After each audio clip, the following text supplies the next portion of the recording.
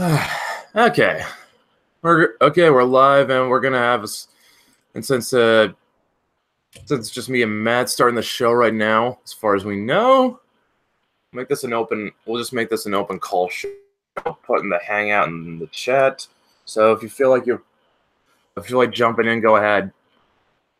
All right, well, this is gonna be interesting. Having got both of us carry it on our own. Well, we do that. Don't we? Can I do that at night anyway? Yeah, that's true. Yeah. Yeah. If I could, if I could really handle OBS properly, we could basically be like the comics Kumite or something. Well, everything down to the super berries. Well, I don't think it'd be a good idea since some idiots might see that and go, "We gotta destroy it," because they talk to the wrong people. I didn't say we'd actually be the Kumite, just be like them, just because Well, I'm just talking about their setup. Yeah, but I'm just saying they'll probably take that one clip of dialogue and go, "See, they're trying to be like the Kumite. Take them down."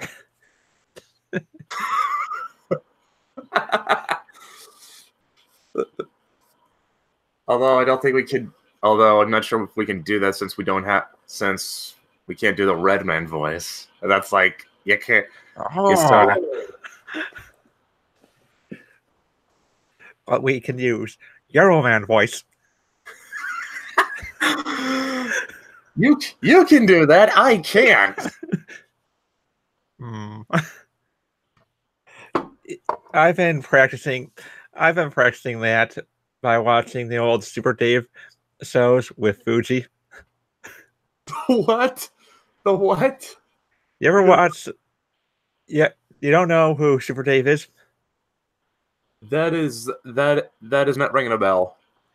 Okay, Super Dave is a character created by Bob Einstein, and he's basically a daredevil for hire who does these comedy sorts where he gets set up for a stunt, and then it goes horribly wrong. All right. In the early 90s, he had his own comedy show in Canada, and one of the new characters that brought on for it was this Japanese man named Fuji. Holy shit, wait. So he's basically a racist caricature of Japanese people in the 90s on a Canadian show. Yep. And people say the 90s was all about being PC. Well, when they did the Super Dave cartoon show, he was forced to redo the voice halfway into the show because there was complaint about racism. Of course there was. It was a Japanese man doing a caricature of his people. Because of course there were. Yeah, and just for the record, Father Ted, one of the principal characters on Father Ted, Father Jack, the guy's constantly drunk, and the only three things he can never say are feck, arse, and drink. And apparently that's okay. That's like as much. That's like as much of a caricature of Irish people as you can get, and yet no one seems to have a problem with it. Yep. He also with Fuji, they also made a joke about how Asian people drive, such as there's a skit where Super Dave opens a fast food restaurant, where it's nothing but healthy food. And he brags about how it's. So he has Fuji go through the drive-through while he took his order to show how fast his restaurant was. That was 60 seconds, or Fuji gets a free drink.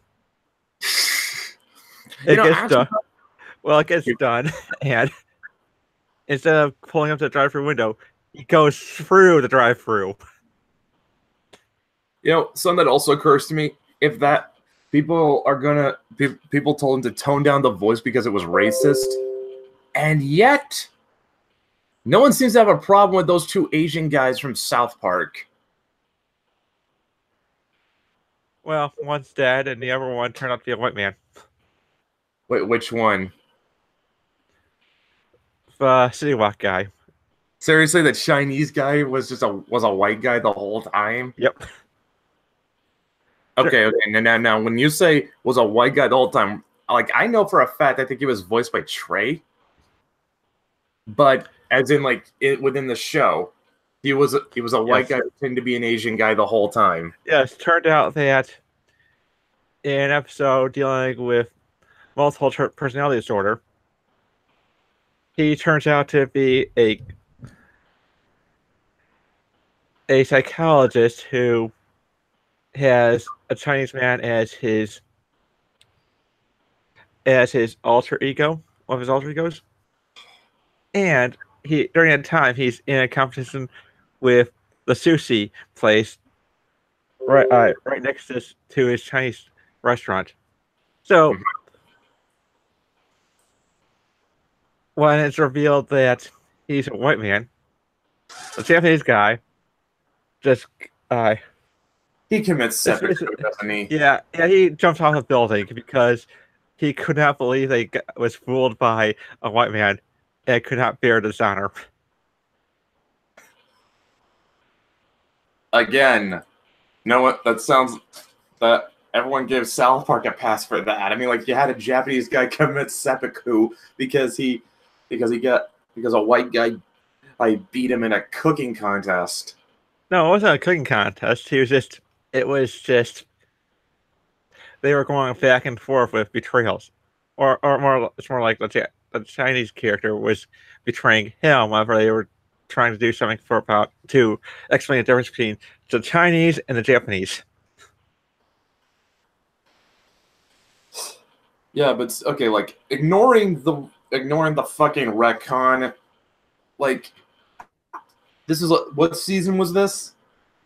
The latest one, which is like what season 8? I think it's about season 12-ish or something like that. I'm not certain.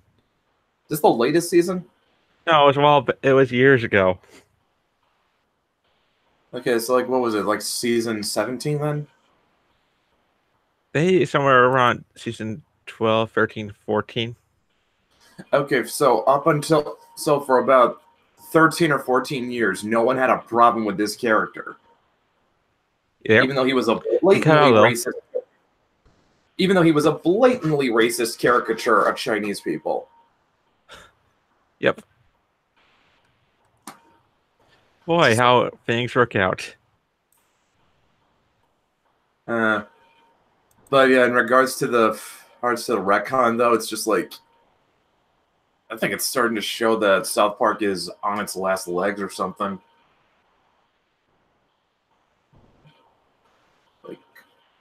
Well, to be honest, that's probably the reason why they said they started out the joke. #cancel South Park. Yeah, I don't know. The way I kind of see it. I mean, like Trey and Matt have kind of more or less stepped back from being actively involved in the show, haven't they? Future of South Park in games rather than TV shows. Yeah.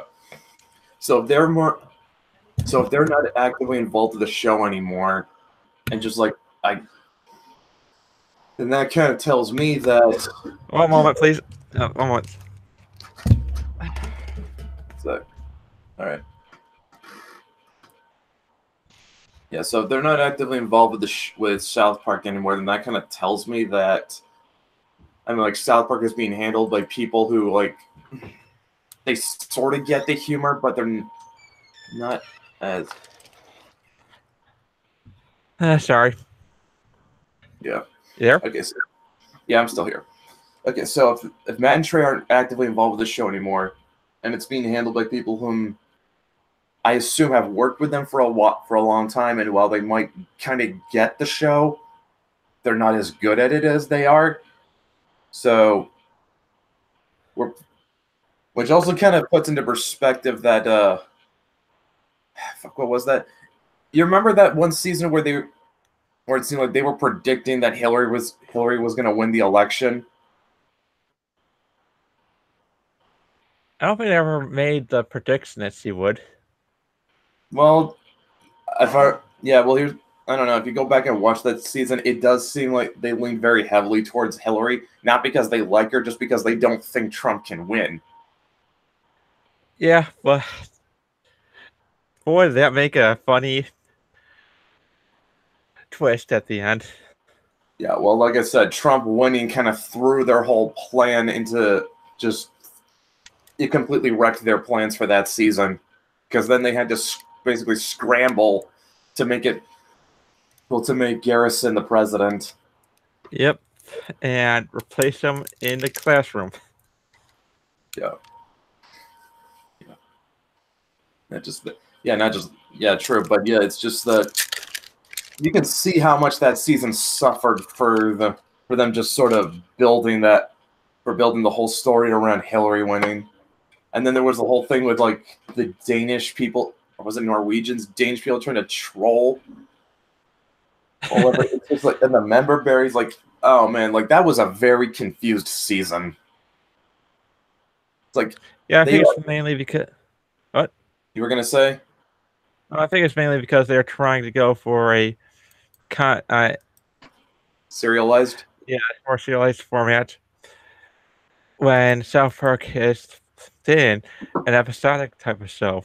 Yeah. Now to their credit, they actually did pull off the last two seasons before that with the serialized format pretty well. Like the one where they introduced PC Principal. Yep. Like they were pulling that off. It's just that the problem this time around was that they built their whole season's arc around an event that never happened. Pretty much. Although I think they were at one point they probably realized that Hillary wasn't going to win, and that's why they did the debate gag where Garrison tries throwing the election by telling everyone to vote for her, and then and every response is, "This man's a liar and it cannot be trusted." Yeah, I know, but I could see that maybe, but it's all. But personally, I think it's just more that they were. I think it was more them just sort of taking digs at just how badly Hillary conducted interviews. Yep.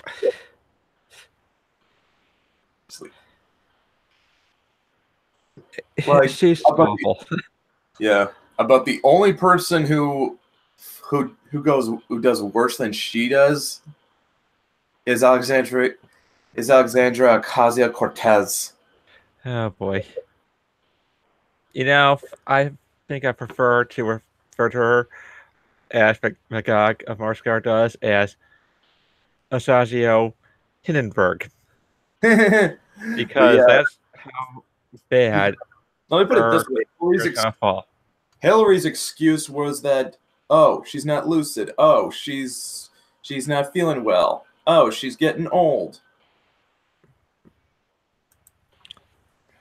She's going to... Ocasio-Cortez is going to get taken out by her own party.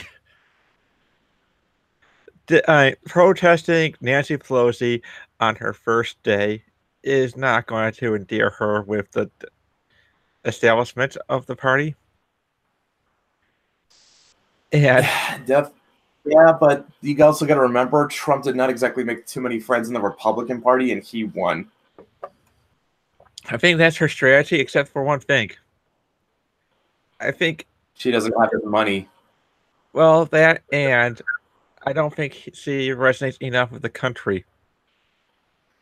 A lot of the candidates that she campaigned for did not win. I think her base is just in New York. And these big city areas, such as Los Angeles, San Francisco, Seattle, Portland. Yeah, but unfortunately, those are the areas that have the largest population. And thank God we have an electoral college. Yep. Both sides complain about when it doesn't meet their expectations, but who cares? Yeah, it's not meant to benefit you guys. It's meant to benefit the rest of us. Yep. It's here for the country, not for the party. Yeah, it's not for the it's for the people, not the government. And also there needs to be electoral colleges at the state level. I will say that till they put me in the earth.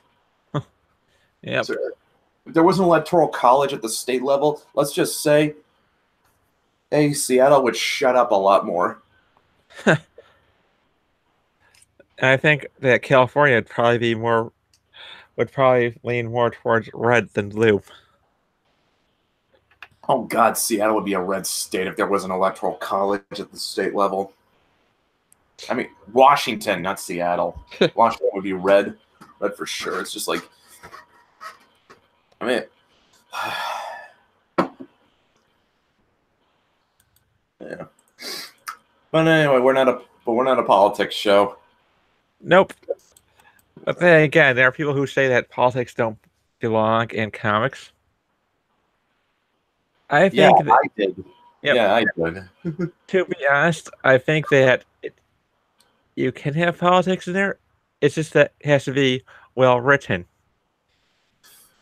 I would prefer keeping real world politics out of it, just because I've seen enough people fuck it up enough times to think to myself, okay, let's just put a ban on this. Because people are clearly are just going to make it all about Trump. They've got nothing else to fall back on. Nope, they have no personality either. And if they don't fall back on Trump, they'll fall back and say on say like 50s or 30s. It's like, and I'm supposed to be the aggressive one. I think that a lot of people who prefer to, the problem with how people are doing politics and comics right now is that it's going to be dated within a few years. No shit. Like I said that about American Carnage. The second I saw a panel with the word MAGA in it, I knew this book was destined to age like milk. Oh yeah, that's why political books in used bookstores, because nobody wants them anymore. Yeah, like that book has got no utility outside of Trump. Because like once Trump is gone, like what purpose does that book serve anymore? I think with Brian Edward Hill, that book was something that he didn't really want to do, but it was an agreement to do something bigger. One of his dream projects. Yeah, and and considering that he's getting out of comics and moving on to TV and film, I'm gonna get I think initially we speculated that DC might have dangled a book he was more interested in his face as part of the agreement. I'm starting to think they dangled one of their TV shows in his face instead. Like say, you want to work on Arrow, Brian? Write us a Vertigo title. Well, he is writing for Titans.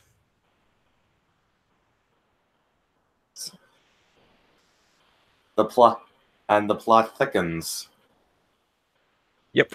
He also wrote for Ash vs. Evil Dead. So yeah, it's like. So yeah, it's just they dangle something he actually wants in it. They dangle something he actually wants in his face, and the only thing he has to do is just give him a Vertigo title, and he's like, okay. Pretty much. Also, can I just say this about Japan? Yo. Damn it, Japan! You actually made a gender bent ass look cute. What is it? Wait, what are you talking about? They have a gender bent ass figure.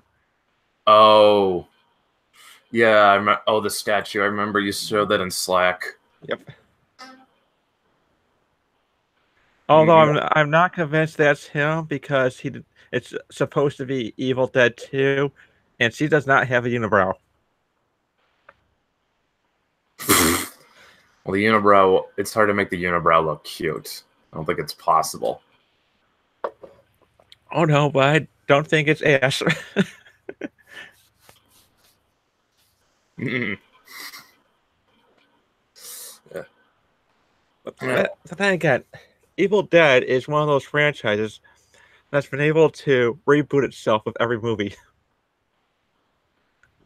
Kind of. I mean, like, feels like there's kind of a.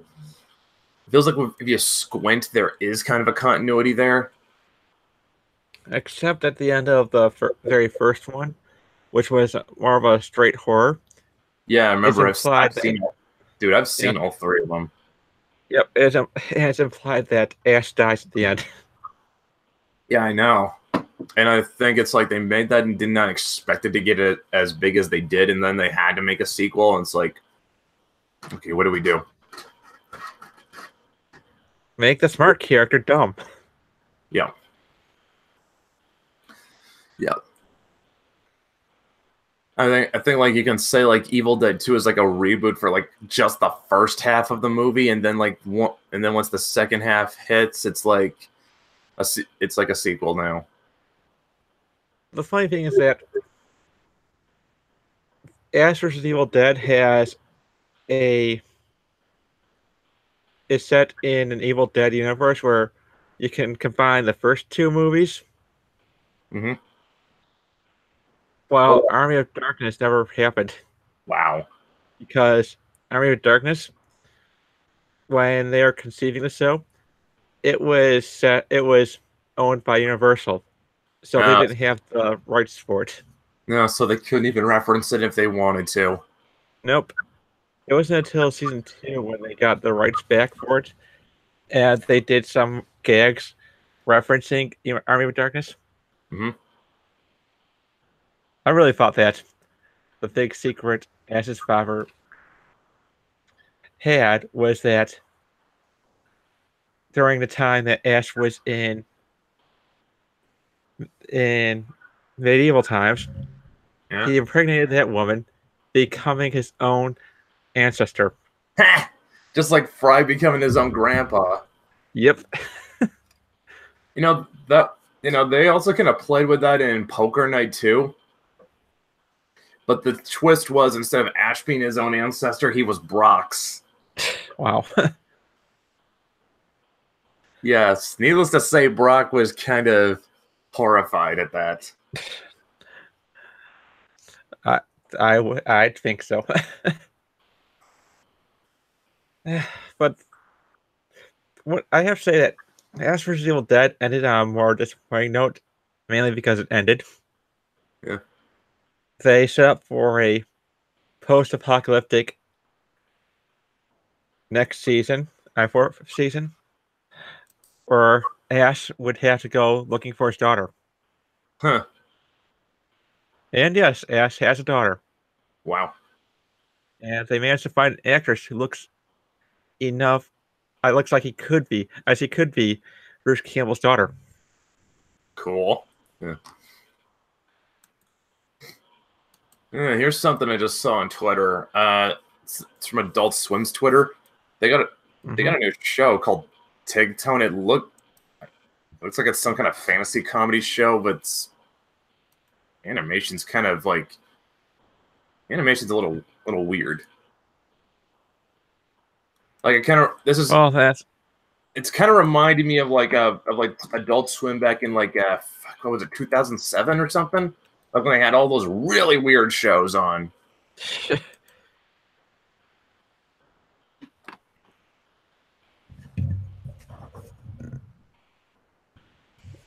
Yeah, that was. I mean, I think I remember like in the like during that time, you had, I mean, like they had Metalocalypse on at that time. I really loved Metalocalypse. That was great. Yep, it was. Too bad it ended without closure. Yeah. Yep. But yeah, I think of like around the same time though, they also had like Xavier Renegade Angel, which is holy freaking crap. Is that show weird? It's like, I think they realized at that time that it belonged to adults from the time belonged to the stoners. yeah. You know, actually, you're not too far off because, dude, I can oh, we got someone in the chat, Sada Zim. Hey. Okay, but yeah, I can remember around the same. I can remember coming across a video which was comparing like, it was comparing Rick and Morty to Xavier Renegade Angel, trying to imply as somehow Xavier was better. Let me put it this way: if you have to use the words "like an acid trip" to describe what it's like watching your show, that's when you lose me. Yep. Because you can't watch it without being stoned. Or high. Yep.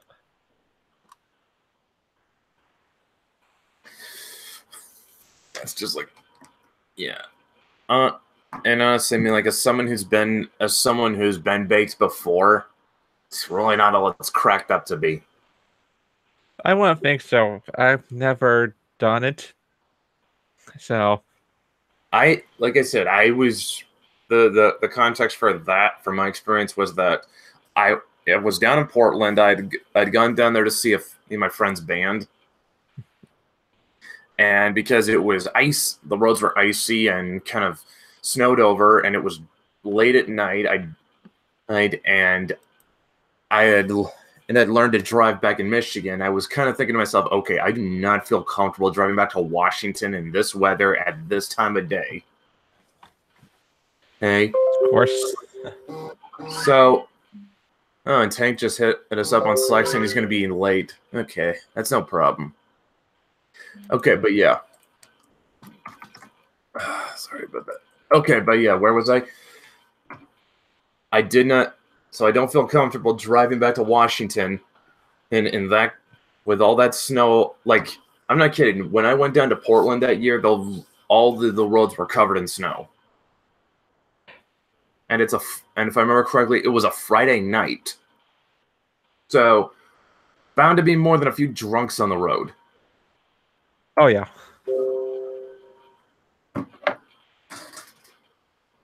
So I hit up my friends and say, like, yeah, why don't I just crash at your place for the night? And so we just go to their apartment, and so they roll up a joint, and just to be polite, they offer me a hit, and I just take it to be polite because I am a guest. And I'm just sitting there, and like I said, after smoking my first joint, I'm just sitting there thinking to myself, why do people hype this shit up? It's like, I don't get it. Because they just want to get, some people just prefer to get high and have that feeling. I guess. Well, I certainly did not. I certainly did not feel high. Although the girlfriend did say I was pretty big. Not my girlfriend, my friend's girlfriend. She said I was pretty stoned the whole time, and I'm actually kind of inclined to believe her, because I did wake up the next morning, and just before I got out of Portland, I went to a diner for breakfast, and I ordered the biggest thing they had on the menu. Wow. Yeah. So yeah, even though I did not feel like I was even though I did not feel like I was stoned, I sure got them and woke up with the munchies. At least I assume I did. I'm pretty sure if you ordered the biggest thing on the menu, you had munchies. Yep. Here's something. Antarctic Press just signed up 5 new creators this week, and good for them. Yep. Pretty sure one of those is Tim Morris. Oh, no doubt. I knew that as soon as they retweeted and promoted Column. Yeah. Actually, no, it probably isn't him, because like if that was the case, like they probably didn't he announce it like a lot farther back or something? Maybe. Oh, well, he's signed to them now. It doesn't really matter. Oh yeah. Yeah. Different. It seems like that they don't need to have Indiegogo succeed. Yeah. Here's another thing. Anarch Press said that while Brian's out doing his army stuff, they're going to be pushing Reg 6 back 1 month. It's now going for a June release this year. That's fair. Yeah. And of course, Trent got in and said thanks for the update. And oh boy, Anarch Press said, "Whoops, sorry we didn't tag you." Hey! Trent got the credit of being the writer, so.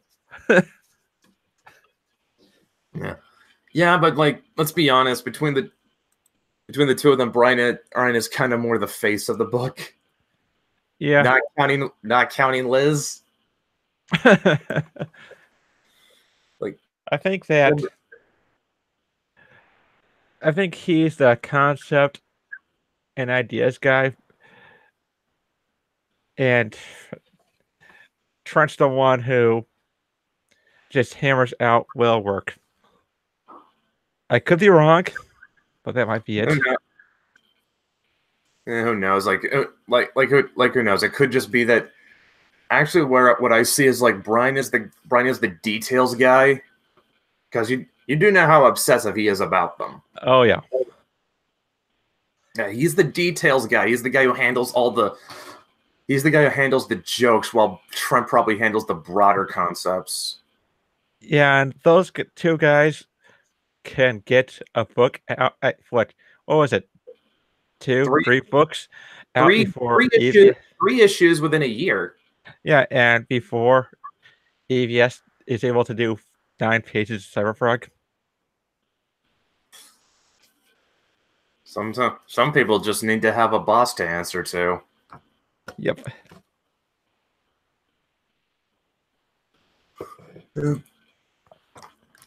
But yeah, it's kind of good that Anarch Press gives them as much leeway as they do.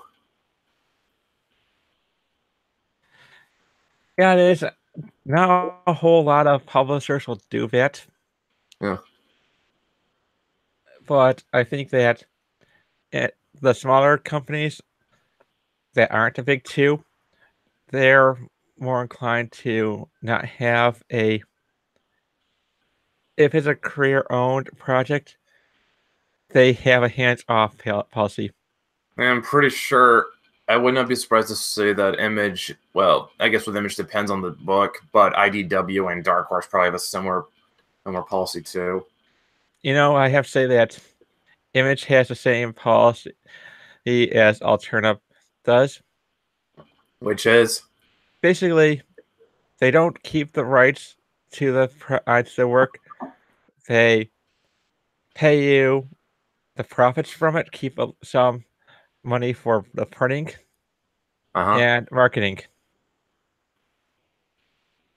and pretty much hands off the entire time.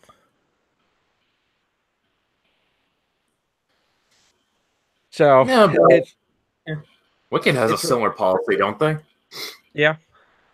Yeah, they don't keep the rights to your book, and you keep the lion's share of the profits. Yep, meaning that you could you can make a profit off of a film deal, but they're going to have but if they want to see a profit from sales, they have to promote the book. Mm-hmm. There's one thing I've noticed about, to change the subject. Yep. One thing about Indiegogos is that I've noticed that a lot of the failed creators will say that the book's gonna come out no matter what. So it ends up leaving no real incentive for people to back the project.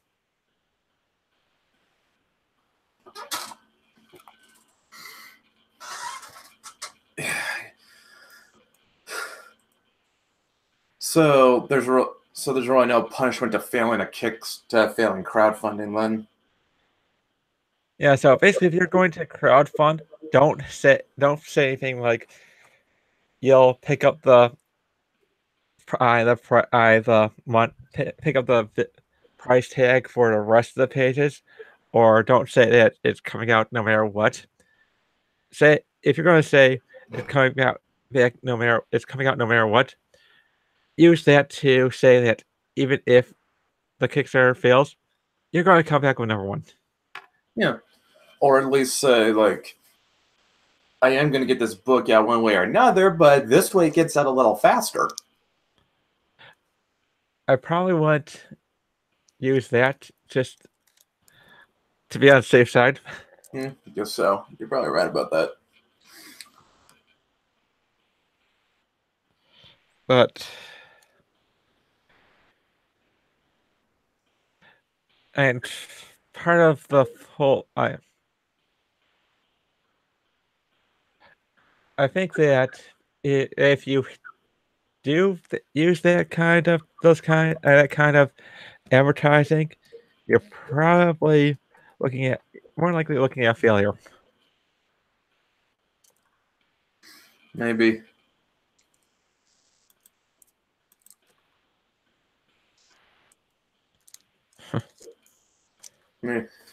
So you kind of make it sound like the only way to run a successful crowdfunding campaign is to say this is do or die.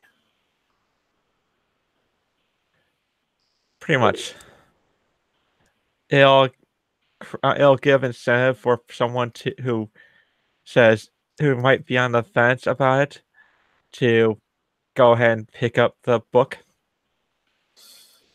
or books. And I guess all I can say is people seriously underestimate how patient comic book fans can be. Oh yeah. I mean, comic book fans can take a lot of punishment from creators as long as they like them. Mm-hmm. Only thing is that it wears down, and a lot of them tend to wear out their goodwill rather quickly if you are antagonistic towards your fans. Yeah. It's what? I was about to say, so in other words, two creators who shall remain nameless. I will type them in the Slack so you know who I'm talking about.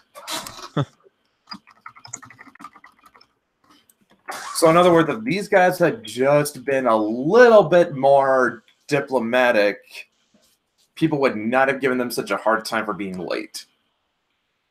Or, updates. Regular updates.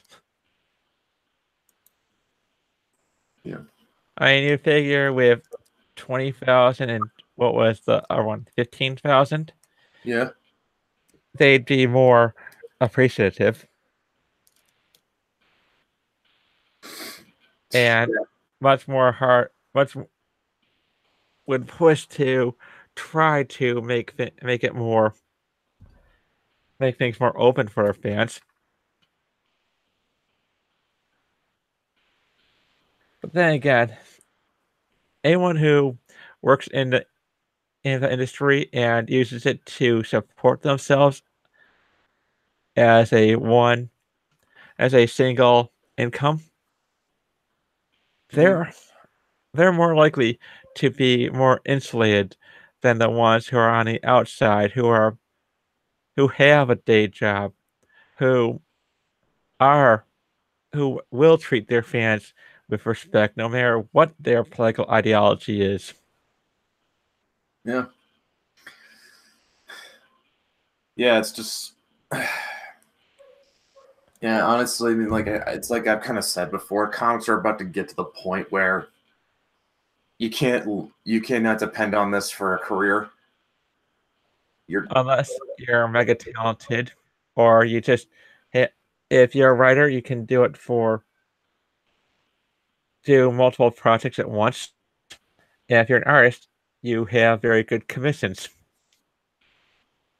I don't know. I mean, like there's a reason why Marvel only trots out Steve McNiven for those big event books. Because they don't want to pay him. He's too expensive. But they also don't want to lose him either, so win lose. They're between a rock and a hard place, because like how long before Steve McNiven just decides to go sign up with Valiant full time? Not long, because he probably wants to keep his career. Yeah. You know, actually, I gotta wonder: are we actually gonna live to see a possible future where we got a Valiant kind of supplanting Marvel and DC, at least just in comic sales? It's possible, because they're paying their writers and artists a lot more. A lot better. Yep. Yeah. Yeah. I mean, granted, Sean Gordon Murphy made about $1,000 per page for Batman White Knight. But he could make more money if he signed up with Valiant. Yeah, but he's probably only sticking with DC out of loyalty. Probably, but let's see. How many pages is Batman White Knight altogether?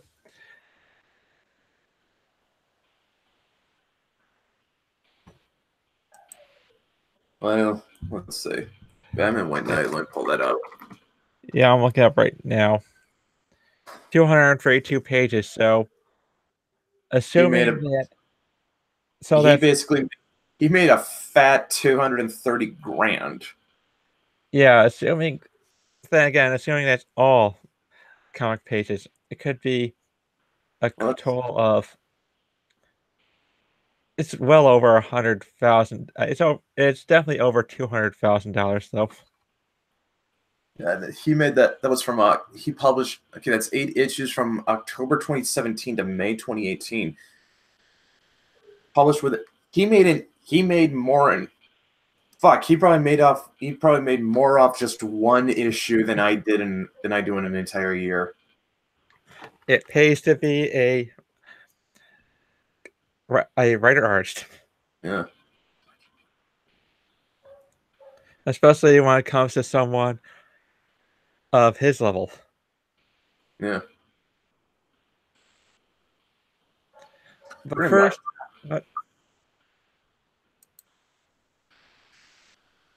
what's up? What I was gonna say. What I was just gonna keep saying, it's just like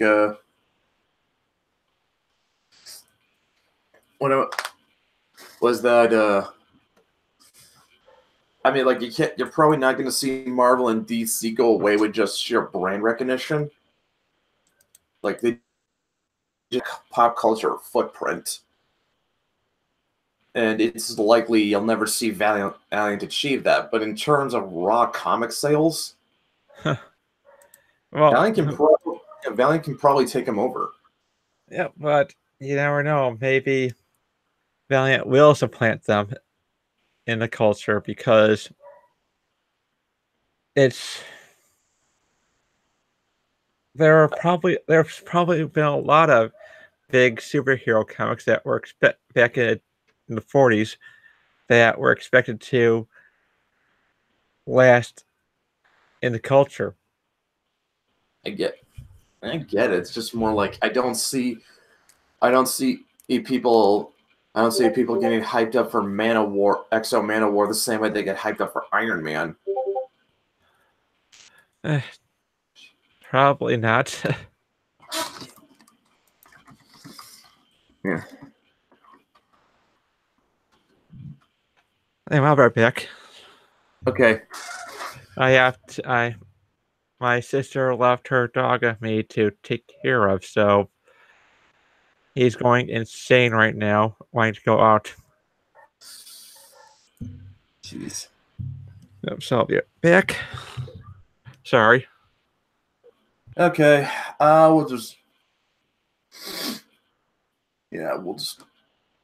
Let's see.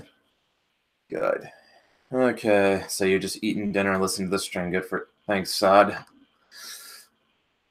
Now I gotta carry the whole thing by myself. Let's see what's going on right now. All right, let's see if there's anything interesting on Twitter right now. Because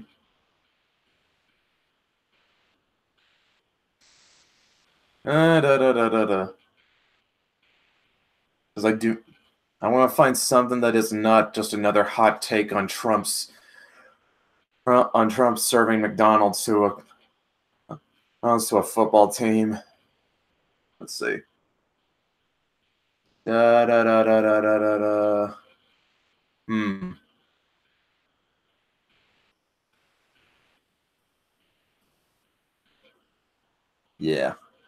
I'm not fine. Yep, not finding it. Why is it you can't? Come on, Twitter. Why are you letting me down here, dude? What about the Spider-Man trailer? I haven't seen that yet. I did not even know it was out right now. Although I think I did see someone sort of have a hot take on it that what was it? I remember now. It was like someone tweeted a poster from Eurotrip and saying, "So this is basically Spider-Man Far From Home."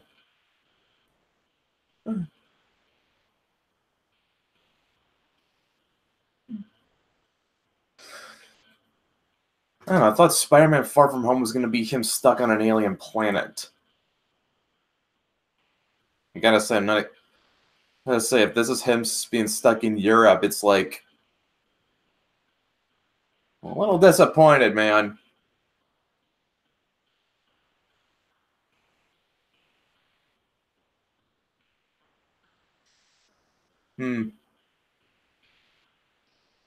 Somebody. Okay, I just saw a spiked article that says they should get rid of the House of Lords, but I'm not British, so that doesn't matter to me.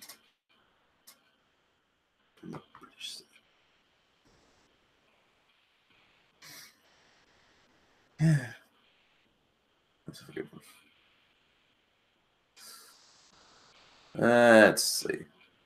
Yeah.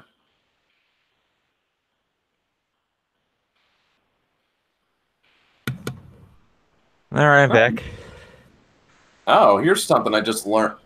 So I brought up a new Spider-Man trailer, and I was just scrolling through Twitter looking for something to react to, and here's something I just found. Huh. Do you know what the villain for the new Spider-Man movie is going to be? Mysterio? Yeah, it's Jake Gyllenhaal, and people are apparently saying his Mysterio costume looks like Iron Man and Thor. Huh. It's not exact, but that's not a compliment. Wow. That's interesting. That comic's awesome. Says, like, I think so many villains are just quote unquote guys in an Iron Man type suit. Unless you give them compelling backstories like they did with Vulture and get a top bill player like Keaton to play them, they fail. Jake Gyllenhaal is actually really good, though. Yeah, like, he after Nightcrawler, he could sell the statistic, the whole bastard routine. Yeah. Yeah, it's just like yeah, he can. Yeah, he's a guy who will. He is a guy that will bury himself in his character. Yep. Hopefully not to the degree Heath Ledger did, though. Oh boy. Or Jared Leto, where they claim that he scared the entire everyone on the set of Suicide Squad. Yeah, Jared. I think everyone walked away hating Jared Leto after that. I think after watching Suicide Squad, people hate themselves. It's just like, I can remember like I think it was the end of BoJack Horseman season 3, and BoJack is on the phone with Hollyhock, and she's talking about how fruit bowls always suck because there's always honey doing them. Yeah. And BoJack says, "I know, it's the Jared Leto of fruits."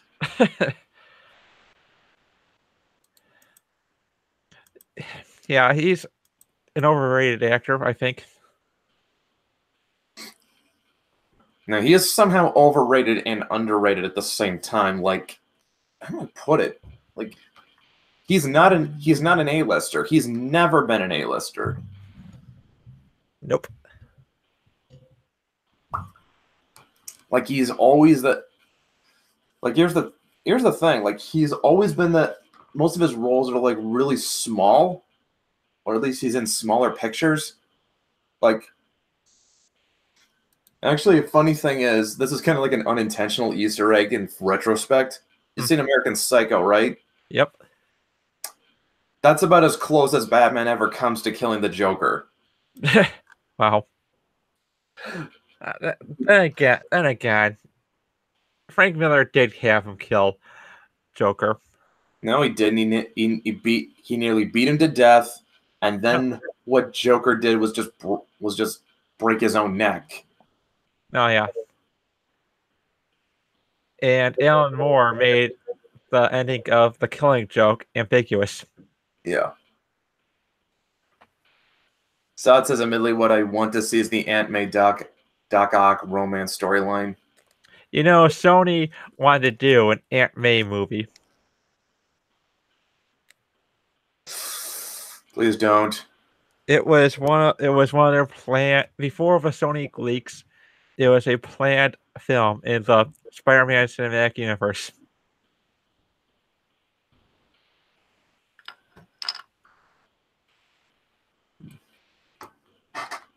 That's probably why she got fired from Sony.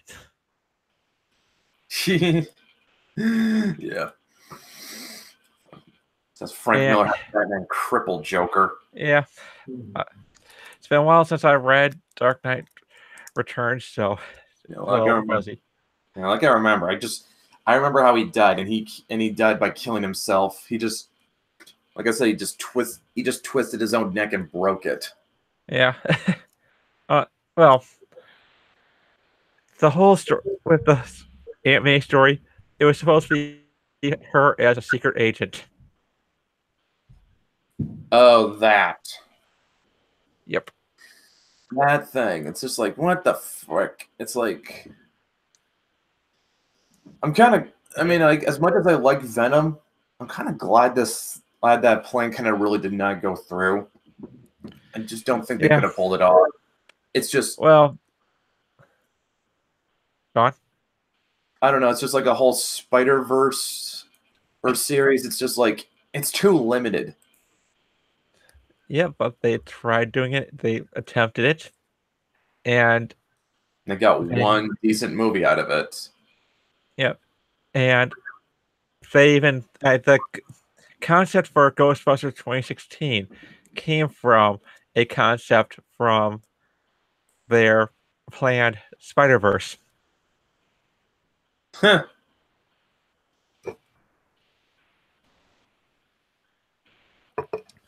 And I'm going to say I have not seen Venom yet. So anytime I see Sony's name on a movie, I just go, No thanks. I'm gonna wait. I'm gonna put it off for a while. Hey, forever. What did I think of the Venom movie, Assad? I liked it. I saw it in the theaters with my brother. Although I can definitely see that there was a much better movie they cut up, and I'm hoping that they release an uncut version. Unfortunately, I don't think that's going to happen. They should. There needs to be a director's cut of that. Like you can see there's a much better movie there. Oh yeah. Unfortunately, they wanted to do PG-13 rather than R. Yeah, I know, but it's just like that's a. I need to see that director's cut released. Like that needs to be a thing. I guess the demand just hasn't been high enough. No, not like it was for Batman v Superman.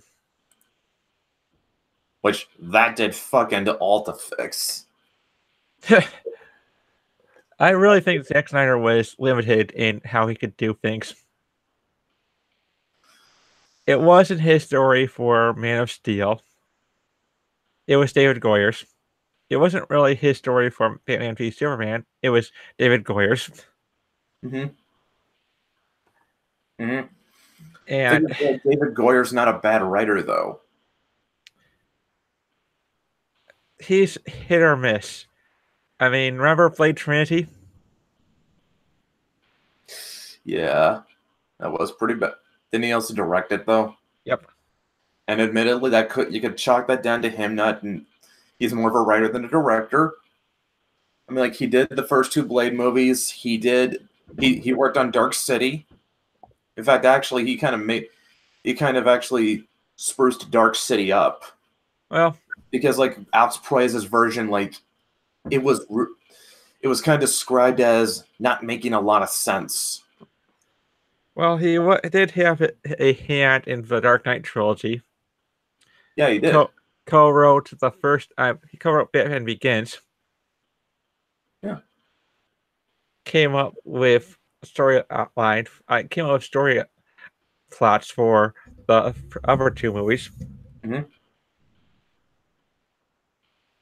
But for the most part, I think what made Dark Knight trilogy work was Nolan. Mm-hmm. Of course, then you also got to remember that David Goyer also wrote a lot of the Call of Duty games. Yeah. The stories. But then again, I'll put that down to him like saying, like, I'm writing for video games. Like, okay, I'll just write the most generic military thriller I can. Because I don't really care about this. Yeah. I'm gonna say I have to wonder what would have happened if Green Lantern wasn't such a massive failure?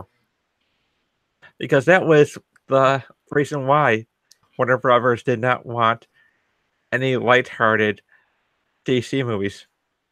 It wasn't because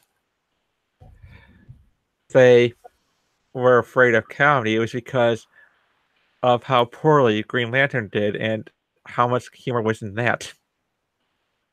Yeah, the humor was just the humor was just one part of it. That movie failing. Special effects look bad. It's had this, and of course, like even though Ryan Reynolds is supposed to be playing Hal Jordan, he's acting more like Kyle Rayner. Yep. It was just one big mess. It's several. And not like that. I mean, like, I think the biggest misstep they had was like they had the wrong villain for like the first movie, because I forget what was it? Parallax. Parallax. Yeah, he's supposed to be like the embodiment of fear. That's like too big of a villain. Like they should have been. Like the animated movie got it right a lot more by kind of making Sinestro the villain. Yeah, but I think they also wanted to do Sinestro's origin story too. They managed to do that. The animated movie managed to do that. Yeah, but it's what they are trying. I think it was one of the more clumsier moments of the Green Lantern movie was Sinestro trying to be villainous, but he played more off as a anti-hero. Yeah, it's just like, yeah. I'm just saying, like, they basically they could have just gone right. They could have just gone right off the animated movie. Like, could have just done a 1-to-1 adaptation of that, and it would have been fine. Who knows? It's kind of amazing how DC manages to handle their their straight-to-DVD releases better.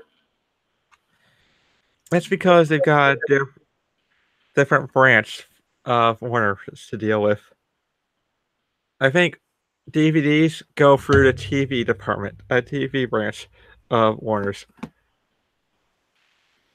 So it's going to be the people who are running the TV shows that are going to be putting out these DVDs. Mm-hmm. It's just too much compartmentalization, I guess. Well, the thought behind that with Warner is that they wanted to be a lean machine by having them compete with each other, and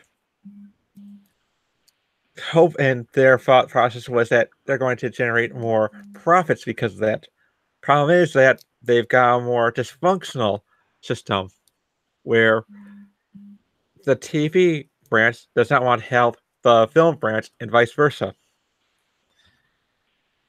Mm-hmm. So if we were to have that's the big reason why none of the Justice League characters were played by their TV actors is because Warner Films does not want Warner TV to have any say in it. Also, they want big name stars. Hence, Ben Affleck as Batman. Since when is Ezra Miller a big name star? Well, more like big name directors, honestly. But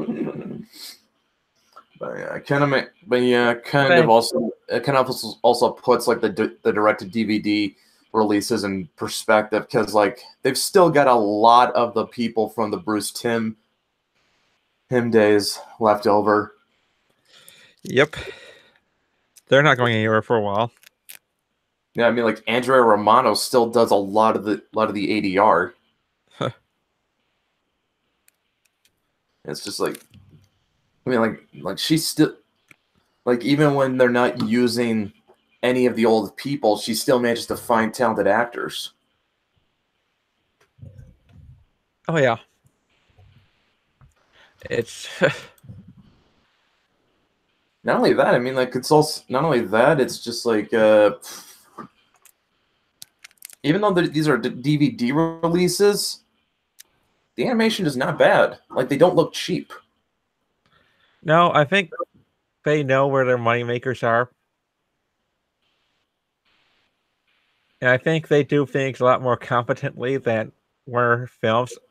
I mean, I don't see Warner TV giving Joss Whedon millions of dollars more to redo a pilot episode just so that he can have the director's credit. Yeah. So it says, I think DC's refusal to mix TV with movies helps contain the damage too. You know, you're probably right about that. Yeah. So like I would. I'm not talking about the actual style side. I'm just talking about that it doesn't look like it's cheaply done. I'm also going to point out. I'm also going to say that it's not DC making the call; it's WB. Yeah. Also, I just kind of want to. What I was gonna add is that Marvel's problem is that there's too much managerial oversight with all the departments, whereas DC there's just too much compartmentalization. My biggest problem with Marvel, the MCU, is that they're all the same. They're all the same in terms of how they're done. I mean, like when they started out, like each movie actually did feel kind of distinct. Yeah, now it's just they have to do things the Joss Whedon way. I guess, yeah. It's just like, it's just. I'm just saying, I mean, like Iron Man feels distinct from Thor, and Thor feels distinct from Captain America. Like they have, even though you know they're in the same universe, they still have their own feel to them. Except Thor Ragnarok was more of a comedy movie than the serious film. I'm talking about the originals. The beginning. Yeah. And Captain America Civil War, that was a mess for me. All the jokes. Breaking tension. Yeah. I mean, it kind of made sense for Peter to be quipping. That's what he does. Yeah, but then you see Tony Stark making quips to Captain America, despite the fact that this is supposed to be a more tragic moment where the Avengers are split.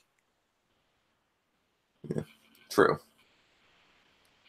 Sod says movies like Thor Ragnarok feel distinct from Spider-Man Homecoming. I mean, like, you're technically right, but it's just more like if you step back and if you kind of pull back and look hard enough, it's kind of Sod, what we're sort of getting at, you sort of have to look at the forest, not the trees, to sort of get what we're getting at. Basically, ever since the Avengers reached $1 billion, it was assumed that it was the Joss Whedon method that made the Avengers successful, not the fact that it's an Avengers movie, the first superhero team up. Yeah, everyone's going to go see that.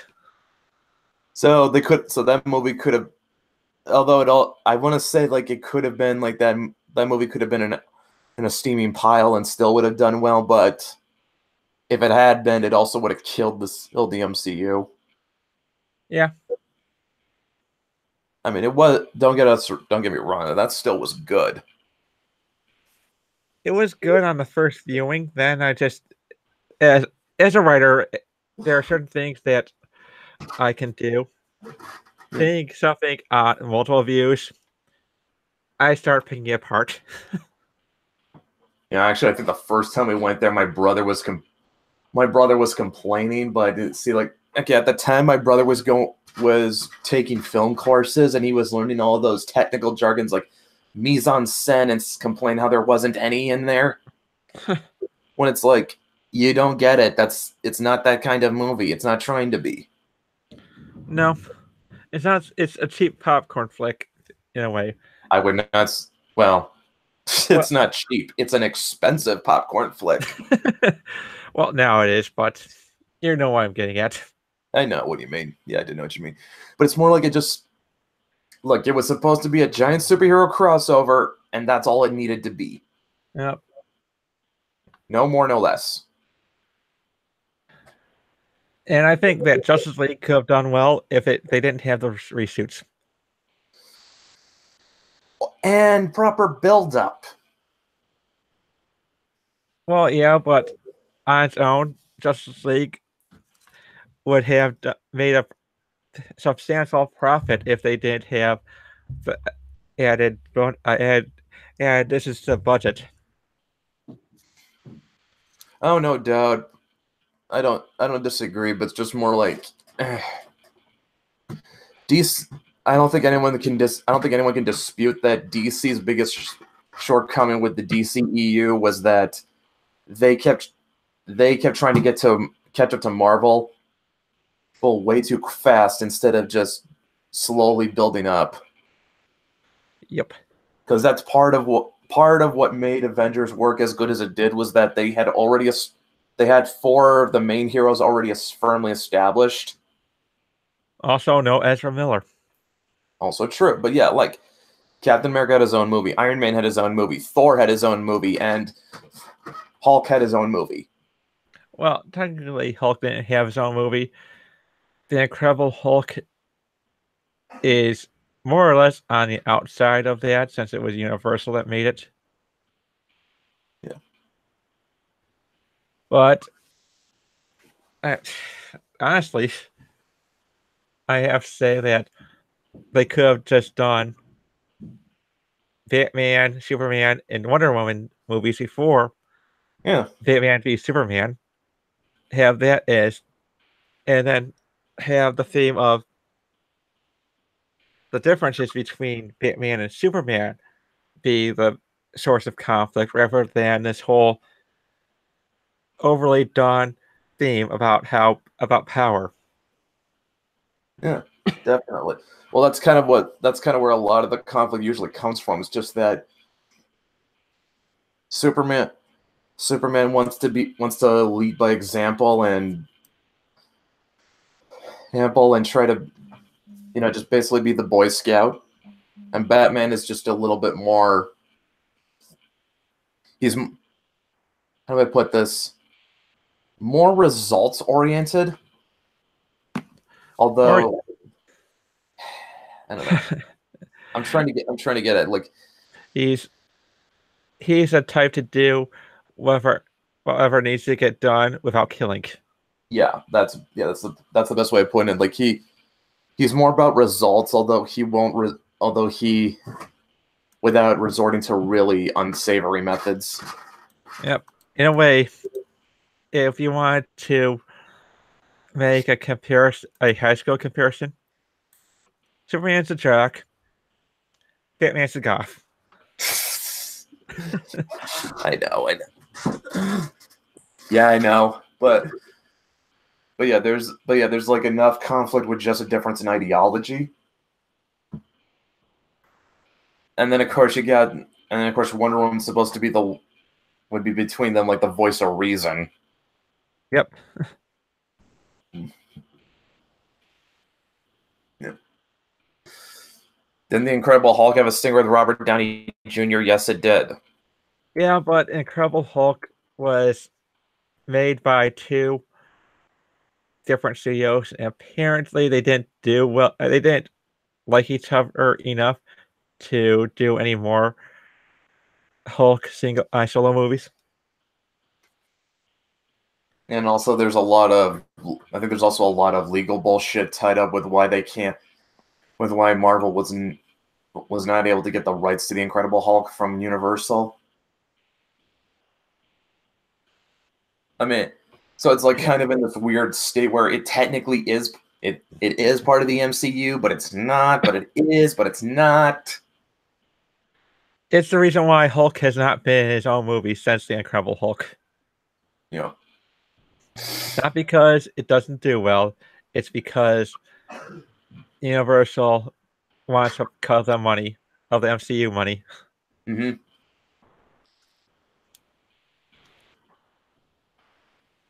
Which kind of sucks because that also means they can't use any of the Hulk villains. Nope. Because like near the end, like they seem to be teasing that there would be, like if there had been a sequel, it would have had the leader. That never happened. Never gonna happen. No, especially when the lead actor for the Incredible Hulk Edward Norton. It was incredibly hard to work with. Edward Norton, yeah. Yep. I'm gonna be honest though, between him and Mark Ruffalo kind of owns the role a lot better. Yeah, he gives a more human touch to the character. Yeah, just like I'm like looking at Mark Ruffalo and thinking, okay, yeah, that's Bruce Banner. He's not. When you look at Bruce Banner, he's not supposed to be this he's supposed to look like a scientist rather than a model. I don't know if I'd say Edward Norton's that good looking. Well, in Ultimate's universe, Bruce Banner definitely looks like a scientist who got incredibly unlucky.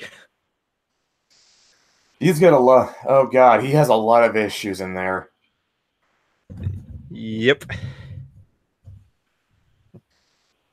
And I'm pretty sure that's who the MCU Hulk is based off of. I guess, but it's just more like it. Oh man, he goes on a rampage through New York City just because Betty's dating. Hey, fuck, what was his name? Freddie Prinze Jr. Yep. Back when Freddie Prinze Jr. was a star. There's a lot about those comics that haven't aged well. At least Samuel Jackson as Nick Fury aged well. Oh yeah, definitely. That at least did. That worked out. How beautifully. But yeah, stuff like oh man, I remember there's like one issue of Ultimates where they're talking about who plays them in the movies, and I think they talk about like Johnny Depp is Iron Man. Not gonna happen. Although, like, had it not gone to Robert Downey Jr., do you think Johnny Depp could have pulled it off? I think Robert Downey Jr. gives Tony Stark grounding, as opposed to Johnny Depp being wacky. That's a problem with Johnny Depp is that he Johnny Depps his roles. Yeah. Even when the role doesn't call for it. It's like he learned the wrong lesson from Pirates of the Caribbean. No, he learned the lesson he learned was he can Johnny Depp his way, because that's what made the films successful in the first place. He became the breakout star of that film. He was not supposed to be the main character. He was supposed to be a side character. Yeah. But unfortunately, he gave Jack too much personality. Yep. And now they're rebooting a female-led cast. That's...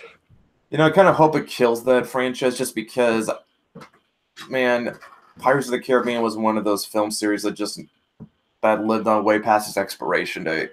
Yeah, it worked better with the first trilogy. I wouldn't even give it that much. Okay, the first film was... It only needed one film.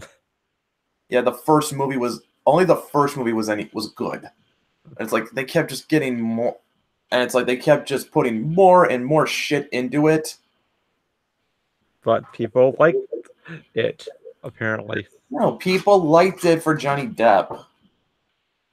I only own the first movie, and the other ones I didn't really care for. Hey, Tank. Hey, Tank. Tank. Testing. 1, 2, 3. We can hear you. Yep. Potato connection. Yeah. It's raining. Okay, yeah. So when you walked in, we were talking about it started out with stuff about how certain elements from the Ultimates comics have not aged well, such as them proposing that Johnny Depp play Iron Man, and then we're kind of wondering how those movies would have worked had they gotten Johnny Depp instead of Robert Downey Jr. The one that will always be curious about is Nicolas Cage as Superman. That was some of that. That was like something that almost happened and didn't. Well, it happened in Teen Titans Go to the movie. True. Yeah. Still, the only good part of that movie is Stan Lee's cameo. Yep. The one thing that I'm kind of still a little bit iffy about is, why did Edward Norton turn down the follow-up roles for Hulk and Bruce Banner? It wasn't so. I think it was because he wanted to be taken more seriously, but it doesn't really matter because honestly, Mark Ruffalo played the role better. Unpopular opinion. I think Edward Norton did a better job. I don't know. I have an easier time picturing Mark Ruffalo as Bruce Banner than I do Edward Norton. I don't know. Like I said, unpopular. I still want to pick. I'm still picturing them trying Iron Man with Johnny Depp, and he's just Johnny Depping it. Yeah, no, I don't think that won't work. Yeah, honestly, it won't work because he's a brilliant actor in the roles that suits him, but when he plays something that he has to be, play a specific type of character, which is, i.e., not Johnny Depp, it falls apart. Like I've come to the conclusion that he just learned the wrong lesson from Pirates of the Caribbean. Yeah, because after that, everything has to be that particular brand of off-brand crazy. Yeah. I'm not certain whether or not he worked in the new Harry Potter-based films, because, oh boy. Saad says, wasn't there talk about casting Bill Murray and Marlon Wayans as Batman and Robin before Burton decided on Keaton? I need proof of that to believe that. Well, Damon Wayans was someone that he wanted to be as Robin for a third Batman movie. No, it says Marlon Wayans. Oh, Marlon Wayans. Yeah, Marlon Wayans. He wanted the least Marlon talented Wayans as Robin. The least talented of the Wayans. Hey, Billy, if you need somebody to play a goofball, he's perfect. Billy D was going to be Two-Face. Yeah, but that never happened. I could actually see that. Somehow. I could actually somehow see that.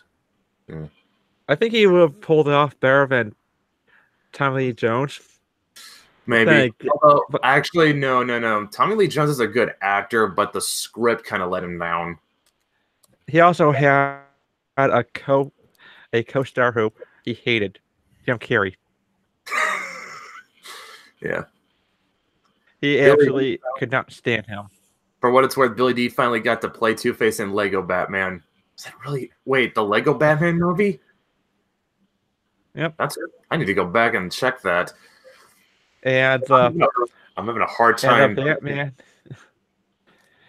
And in the Batman 1960s animated movie, the sequel had William Shatner as Two-Face. Yeah, I know. I saw that. Yeah, I know. It says, now Bill Murray as Batman. I cannot picture that because Bill Murray is... everyone likes Bill Murray, sure. But Bill Murray only has one mode of acting, which is Bill Murray. He just goes and does his thing. Yeah, pretty much. And he really would not do... There would not be any sequels for him. Yeah, it's just like look, the reason why... No, you don't... Saad, Bill Murray's sense of humor is very dry. Basically, picture Venkman as Batman. That's Bill Murray as Batman. Venkman from Ghostbusters in a Batman costume. You know, I could actually see Bill Murray as a campy Batman. I don't know, just like... I don't know, it's just like his sense of humor is so dry and nut. Ryan just... what's the word? Non-something. Yeah, but I think it would have made the Joel Schumacher Batman movies better if they had him as Batman rather than Val Kilmer or George Clooney. Val Kilmer Batman, probably my least favorite of all the Batmans. I'll say this, at least George Clooney could pull off the suave part. Had he been given a better script. Yeah. I honestly think he would have been a good fit for the role, but sadly... The script let him down. It's because Joel Schumacher wanted to take it down the campy route with bat nipples and bat cards. Oh, God. I still remember the Nostalgia Critic episode. Yep. he freaks out over Bat credit card. You know, if there's anything, that was actually hilarious as fuck, to be perfectly honest. Oh yeah, it's the point where, hey, who else could create a Bat card? Must be the richest man in Gotham. Yeah. Bat Venkman wouldn't be all that bad in the right context. I won't disagree with that. It's just, I won't disagree with that. You just, like I said, Bill Murray, to get Bill Murray at his best, you sort of have to build the script around him. Yep. Yeah, and that's the part where him playing a superhero that already has an established backstory and lore and how that character should act, it won't work. Yeah. Well, unless of course you make a parody. Yeah. Well, yes, the Batman that destroyed all the Batmans for a long time. Yeah, but yeah, that's the reason why Ghostbusters works so well, is just because that script is built around all the actors' personalities. Yep. I mean, they're not playing characters; they're playing themselves, basically. It's something they themselves playing somebody else. Yeah. Yeah, that's something they didn't learn with Ghostbusters 2016. Yeah. Now, why doesn't that work? Because swapping a dick for a vagina isn't enough. I've actually heard the best description of the characters. They're all trying to be Venkman. Yeah. Hey, Batman's been pretty different over the years. 40s Batman is very different from 50s Batman and so on. We're not disagreeing, so it's just that, like I said, Bill Murray as Batman only works if the script is built around Bill Murray's personality. I think it would obviously work around his personality. Yeah. Also, 40s Batman is plagiarizing The Shadow. That's not just me fanboying over The Shadow, because I'm not really that much of a fan of The Shadow. That's actually provable. Oh, I have no doubt. The film studio is doing something like that. Well, that suck. I don't trust any film studios currently to do any proper adaptation of anything. Not with the fact that it's probably going to be jammed so full of whatever politics or the flavor of the week.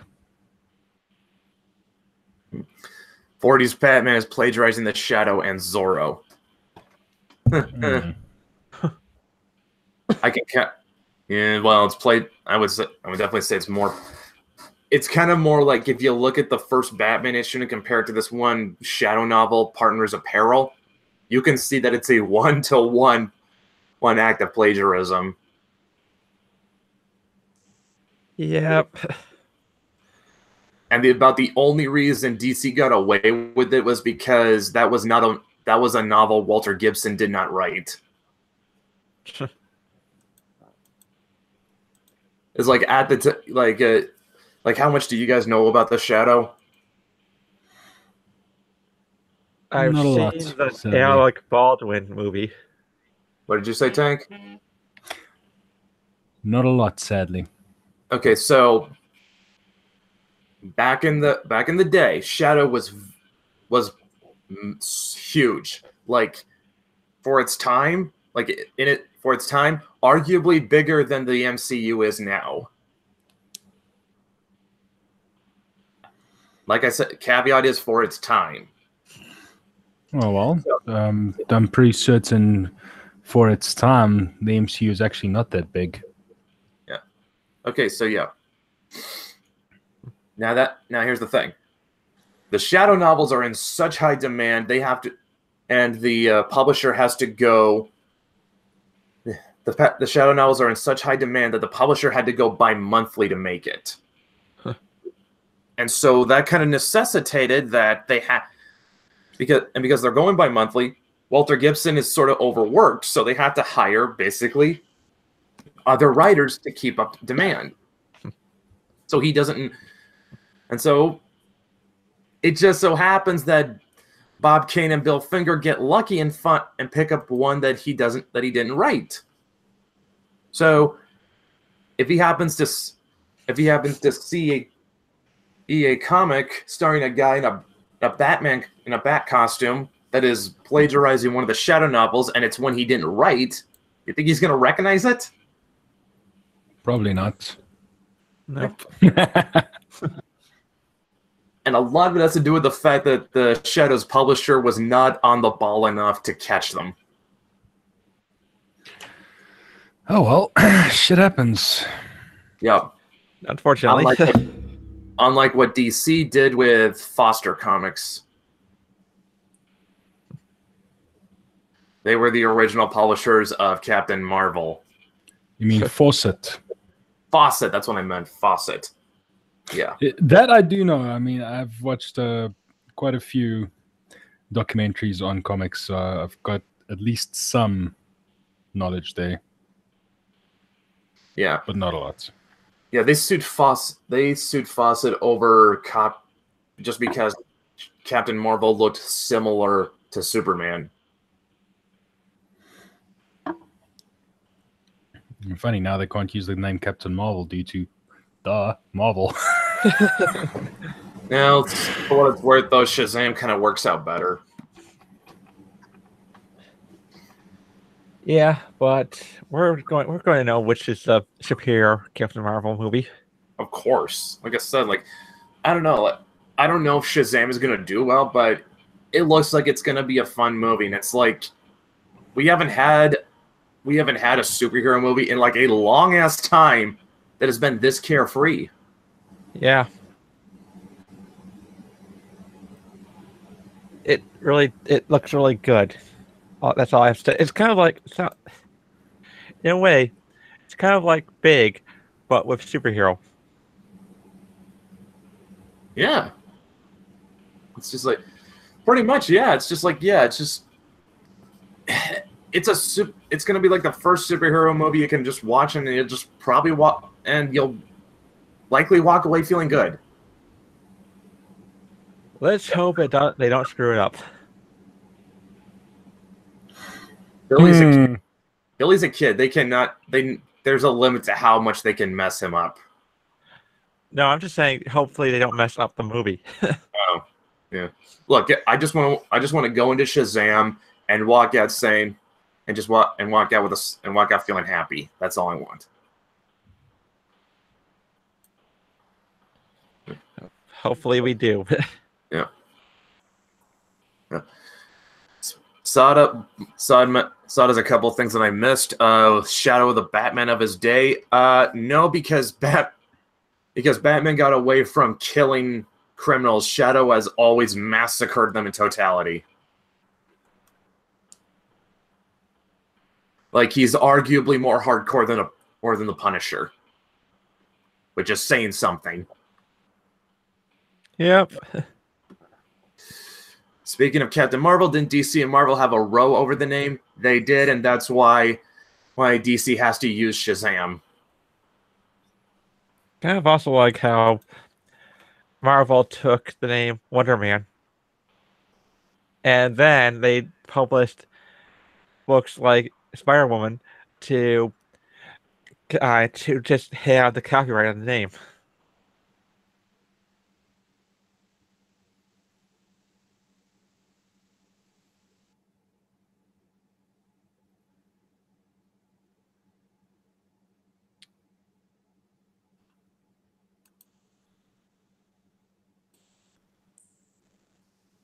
Awkward silence. Yeah, I thought I lost you guys there. Everything just went dead. Yeah, same here. I think we lost Brett. Uh-oh. Yep. So if we go off air, it's because Brett's the host, and if he goes, he's having a case of the computer gremlins. Yep. Well, that's unfortunate.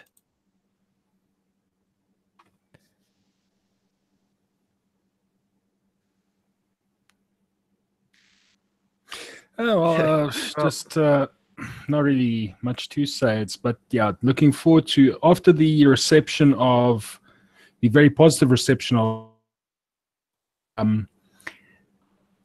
a bad movie now would not be great for DC, to be perfectly honest. Yeah, and at the very worst with Captain Marvel is that I suspect there's going to be glowing critical reviews from critics, and the possibility that the audience won't like it. You see that, but that's a problem because the audience is already pre-biased to it being quote-unquote bad.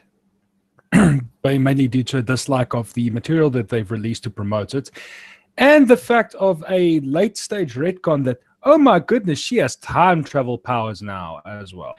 Oh boy. If they use time travel to erase what's going on, what happened in Infinity War, that is going to just... That's going to kill any movies going forward. Yep. Because, oh, look, this character has time travel. And then they're going to, every bad writer that they, probably from here on, get onto these films will use it as a reset button every time they fuck something up. Yep. You know, there's only one reason. There's only one time that Superman went back in time, and there was a reason for that. Are we talking about the first Superman movie now? We're talking about Captain Marvel's supposed time travel powers, which they actually have announced. I just need to find the article again. And so that is something I want to know. Yeah, where does it come from? Yeah, how can she do that? And here's my biggest problem with that. As Flash always shows us when he time travels, shit gets fucked up, unintended consequences. But unfortunately, due to the fact that she's already being written like a Mary Sue, everything will be perfectly nice in its place, barring obviously the actors that they had to fire. Pretty much. And that's why I'm saying it's honestly going to become a bit of a crutch for them to use when they get a bad write in. Oh, we fucked something up. Captain Marvel just rewinds back time. You know, just hit that button because we fucked up. People are going to hate. Unfortunately, it looks like they are setting themselves up for their own failure this time. I think once the main cast of Avengers are done, the MCU is done. When Chris Evans, Robert Downey Jr., Chris Hemsworth, Mark Ruffalo, and the others just decide to hang it all up, which will be after this, with Chris Evans, Chris Hemsworth, and Robert Downey Jr., it'll be after this movie. It's going to sink like a rock.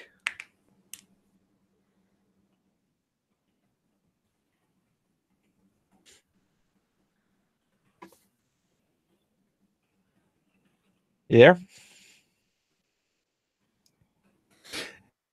It's as you said, it's just a matter of time until the main guys, the guys that started the whole thing up. So yeah. We've got a clone in here. I'll get rid of it. Don't worry about it. Yeah, and I think Guardians of the Galaxy Volume 3 is Chris Pratt's last movie with the MCU. Really? The second one wasn't really fun. That one was more about father issues. Yeah, my dad issues. I don't know. We all need daddy issues. I liked it. And I liked it too. It's just that, and it had a good emotional moment when like Peter realized what he had been looking for the whole time he had. Yeah, and he had a human emotion to finding out that his father killed his mother.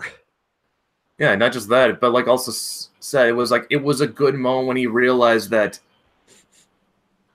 like I said, what he'd been looking for, like he had been looking for his dad for his father for like so long, and then he just realized that was Yondu. Yep. Like that was a good moment. In a way, James Gunn as a director has a way of creating good moments. Yeah. It's really too bad he made some really poor decisions in his past. Life decisions. Yep. Your life choices, my friend. That is what screwed you up. Well, then again, we don't. And yeah, true. It's just like, and it's just then it forces Disney to like, we have optics to consider, so you're gone. Yeah, I don't think he's a pedophile. He's He just not. made really. It's just just him the being. climate and the shitty jokes he made. Yep. I'm not gonna. He came within. He was too close in proximity. But if Disney is so scared about optics, why do they still have people around employed at one of their subsidiaries? I don't know. Might be just a freelancer, but I don't care. Threatening to bash people's heads open with their baseball bats. Talking about Mags. Because they don't care about the comics. No, they really don't care about the comics. Well, the article released earlier, was it yesterday? Means it showed that they are actually finally taking notice of it. Yeah, but it's like, even like nobody outside the comic, outside out of the comic fandom, really cared about Magda's tweet. It's like she more or less went unnoticed by the larger public eye. At least back then. I think with some of these people, once they have. I think the reason why they're not higher than they are right now, is because they know that they'll have more scrutiny. Yeah.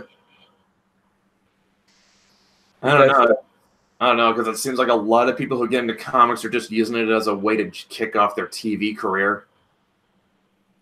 Yeah, but The Emperor saved us from a Kim and Kim TV show.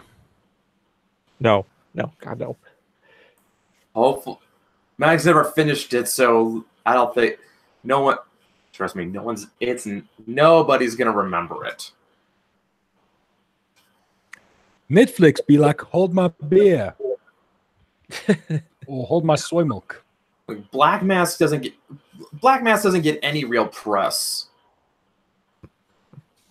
Let's see. Let Kwanzaa push out a few more shitty Black AF books, and then we'll see.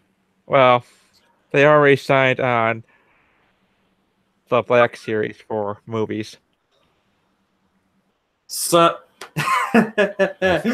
yeah. Okay, so how are we going to feel that Captain Poop Hands? I don't know. Somehow I get the feeling those options are gonna fall through, because I don't know. I don't see them getting greenlit. I kind of feel like Say what? Plagiarism? I think it's also because people are going to ask, well, if black people are the owners of superpowers, then how did they get enslaved? Yeah, like people are gonna pick it apart are just gonna look at them. They're gonna pick it apart too quickly, and it's just gonna be like. Then you also got to remember, movies have to make money, so they're gonna ask, okay, who was this made for? Yeah, nobody's gonna know who it's made for. And then the second volume, if they get that far, hypothetically, just speaking hypothetically, they're going to pick that thing apart so much, especially from their side, for cultural appropriation, because how dare you appropriate Japanese culture? That depends, because on the oppression totem pole, black people are more oppressed than the Japanese. Therefore, it's gonna get a pass. Come on, they did have a fucking nuke drop on them. You gotta remember, Tank. Matt's an honorary white guy. Yeah. Asians Nuclear bomb. do better than are apparently the second. Well, Asians are apparently the smartest in IQs. No. You're the second highest. Okay, second highest. Jews are the highest. All right. And sorry, sorry, Dan. We might get you a strike. How do I get a strike for pointing out what is fact? That's not because facts hurt their anti-Semitic. That's not anti-Semitic to point out that Jews have the highest IQs in the world. Yeah, but it's YouTube. What do you expect? Yeah, but still, I mean, like, here's what I find funny. It's just like they say, like it. Like, yeah, I'm going to stop myself from ranting before it actually do get Dan a strike. Yeah, so Saad makes a point. Yeah. Yeah, I'm going to interrupt with Saad does make a point that comics have been doing the retcons for years to introduce major changes, then retcon everything back to the status quo. And that's half the reason why Marvel's quote-unquote events don't feel like events. Because there's no consequences from them. The other half is that they keep doing these so regularly, they don't feel special. Yep. No, if you take a look at DC, look, Poison Ivy's dead. Yeah, she's going to be back in a few issues. Yeah. Yeah, because they're not going to... there's that whole Harley Quinn, Poison Ivy relationship that they want to keep going. Yeah. That aside, she's one of the more interesting villains. Yeah, I mean, like, it's... Oh, no. Yeah, she's not... Yeah, I mean, she's actually one of the few villains that's not evil, but she's just so... She's not evil per se. Like, she has a good reason to do what she does. Her problem is that she's just... Yeah, once again... She just takes everything writing her. Yeah. Like, it's kind of... If you... I was going to say, it goes back to what I've said about what makes a good antagonist. You don't have to agree with what they do, but you should at least see where they're coming from. Yeah. So the two versions of Poison Ivy, I'm going to do a correlation with, comparisons. The one from the animated series, Batman, the animated series. Mm-hmm. That version of Poison Ivy, very smartly dressed. She uses her feminine wiles to get her way. Yeah. Then you the Uma Thurman version, which is pretty much using nothing else. It kind of relies on sex appeal. Yep. Exactly. That's all. There's nothing clever there and cleverly written there or anything. So that's the too. I mean, you can, if you have a good writer, you can write the character very well, which uses both aspects. Yeah. Didn't go for that. Mm-hmm. Yep. Yeah. And the same goes for any other villain or one of the guys from any superheroes rogues gallery. If you get a villain, barring one that is rather stupid to start with, I'm just starting to think of one now. But for the most part, Kite Man. Who? Kite Man. He's a DC villain. Man, yeah. And I don't really see how you could write him cleverly. Yeah, I know. Like that's like a concept that's like doomed from the start. It's like his whole gimmick is that he uses kites. Well, Captain Boomerang, his whole gimmick is he uses boomerangs. Yeah, but Captain Boomerang is also he's got a personality outside of that. Yeah. That was still funny. And that they had to make him a fucking Australian, which is why most people hate him. Well, Australians probably hate him, but it's like probably I'd say like the thing that makes Captain Boomerang at least a compelling villain is that he's not just another bank robber. Like he has a family, and he's doing this to help provide for them because he's not good at anything else.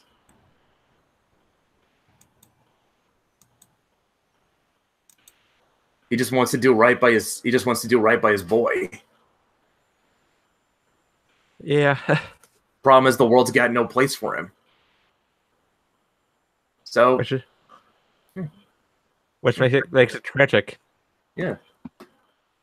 Yeah, and it also makes him relatable. Which was something that was missing out of the Suicide Squad movie. Well, you had to make room for the Deadshot backstory and Harley Quinn. Yeah, God damn it! I mean, like if they included that part of his backstory, like you could have had I'm just saying, you could have had a legitimate bonding moment between Deadshot and Boomerang, and they just realized, hey, we're both just trying to do right by our kids. The problem is this is all we're good at. And the world's got no other use for us. We're just guys who got dealt a bum hand, and we're just doing the best we can with it. Yep, and that's where the human element is. Yeah. Well, I think they'd prefer doing the whole Harley Quinn bonding with Deadshot angle. Yeah. Sod brings up Kite Man. What about the Condiment King? Yeah, that's even stupider. Oh, and Quilt Man. DC has a lot of really stupid villains. I think the creation of these guys is just they look at a name or something and a concept and, ooh, let's make that a villain. Yeah. Or let's make that a hero. Yeah. It just can... Although you could also say a lot of this could be leftovers from the Silver Age. Yeah. Which was really fucking goofy. It really was. That was the 30s and 40s were a different time. No, the Silver Age was the 60s. 50s and 60s. Oh, yeah, the 60s. But there's just so many characters made during those time periods that it's hard to keep track of them. Yeah, I know. It's just like I said, they probably get a lot of leftovers from the Silver Age, and they just don't know what to do with them. It's like hard to make people take these guys seriously. Yep. Yeah, but then again, Sportsmaster used to be kind of a joke character, and Young Justice somehow managed to make him a badass. They did, because they once again comes down to the writer. And to be honest, a sports themed hero or villain is not exactly a bad thing. So basically, it's a guy that uses sports equipment, which can be pretty fucking deadly in and of its own right. Yeah, Casey Jones does that. Yes. Yep. And he did that and he's a hero. So take the same concept but apply it to a villain, a guy that trained himself to the peak of human, to what a human body can do. Yeah. And he's not just a strong villain, he's also a smart villain. He fights smartly, not just power, which is why he's such an interesting, why they managed to make him a good character. That actually works. That actually makes a lot of sense too, because a lot of people do not understand. I don't know how many people understand this, but not just half, sports is only half physicality. There's a lot of strategy that goes into it too. Exactly. So yes, I mean, at the end of the day, sports TV series. Was outfought by Deathstroke, but fucking duh. Of course he is going to be, but like I said, they managed to get something out of him because, like I said, they took the sports concept and they found a way to make it work. Because, like I said, they made him as much of a strategic threat as he was a physical one, and that makes sense for the character. Yes. Because what's the main perception you normally get of a guy who does sports? The same thing that's portrayed in most movies. This big muscle-bound fucking dumbass who doesn't know what the fuck he's doing. Yeah. But like I said, that's like people like that don't understand how much strategy actually goes into sports. Yeah, I mean, you do get the guy that you need to just, literally bash down the wall, but even that takes, planning. You can't just have that guy do that the whole time, otherwise he's going to get fucked up and he's going to get worn out. You can attest to that. You used to play rugby. Yes, and it's not so easy to just push through because you need to plan it correctly. Otherwise, you're going to take a tackle and it is going to hurt like hell. Yeah. Yeah, like I said, Sportsmaster is like I said, Sportsmaster man is like when he's done right, like you just go off the Young Justice version. He's a guy that's as much a strategic genius as he is a physical threat. Yeah. Huh. I mean, and that's probably why we spoke about this, in chat and everything. Yeah. That's why Bane is such a good character, why a lot of people like him. Yeah. Because he outclassed Batman both physically and mentally. Well, outclassed him physically definitely matched him mentally. Yeah. Well, either way. Yeah. He was the one threat that Batman couldn't beat. Yeah. Due to him being better in one respect and equal in another. Yeah. Yeah, I mean, like the Venom gave him an edge in physicality, but he was able to match him in mental power. Yeah, strategy and tactics. So then you had just that one little thing to take him that little bit further. Yeah. Mm-hmm. Sod says you want current era goofiness. There's Section 8. That's from the Hitman comics, and Hitman was always that was a comic that didn't really take itself that seriously. Like it was supposed to, like half of it was supposed to be a joke, a very weird and twisted joke, but a joke nonetheless.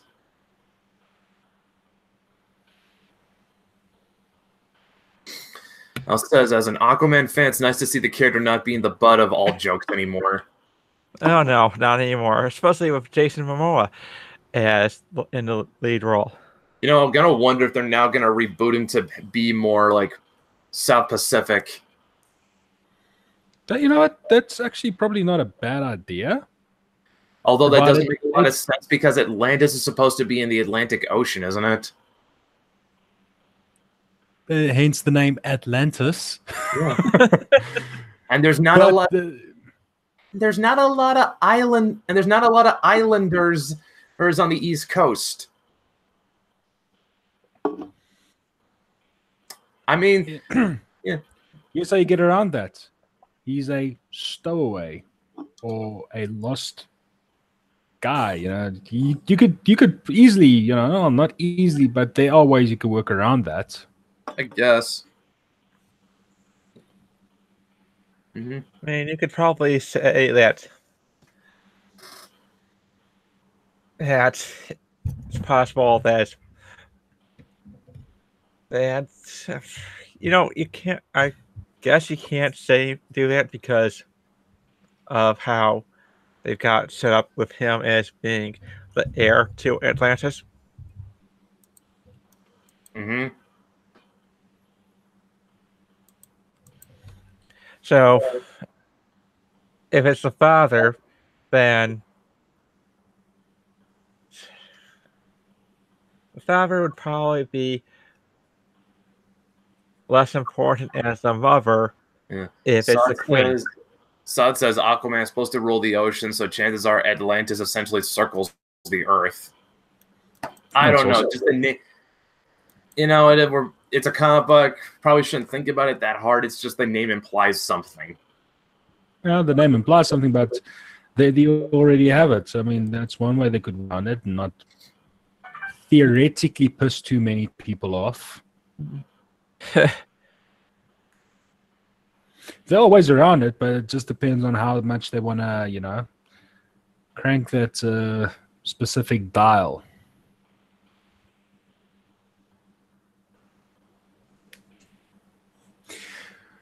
But that said, moving on.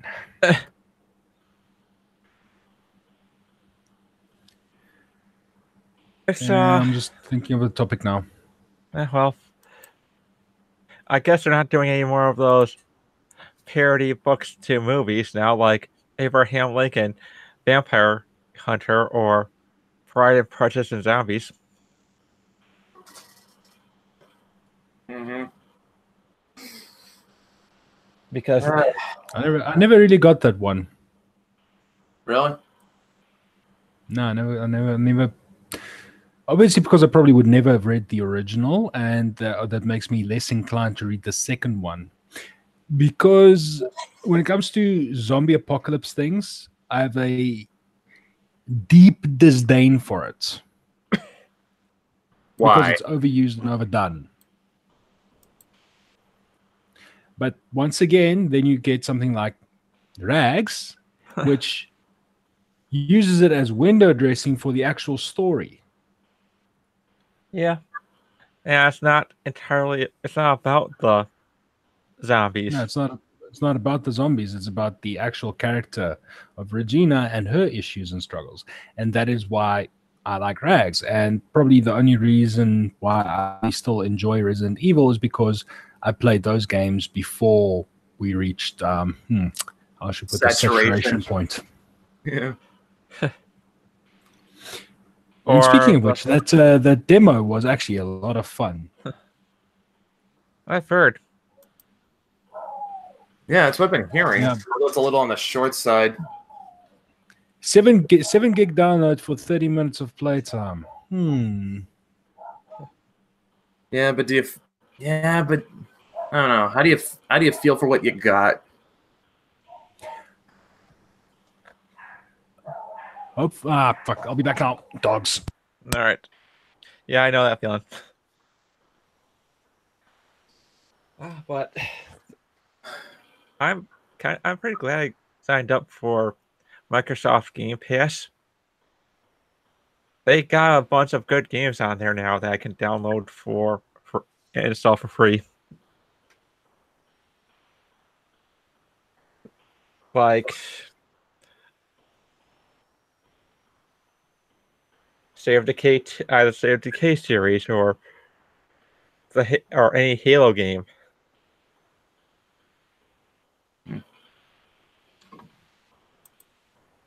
Yeah, Brett.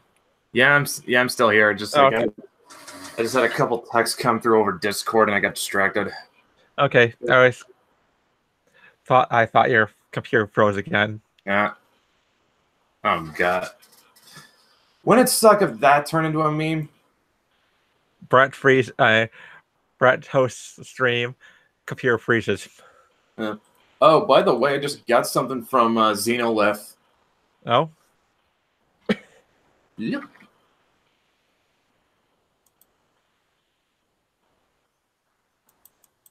Hey, just send this to me in a DM. Check it out.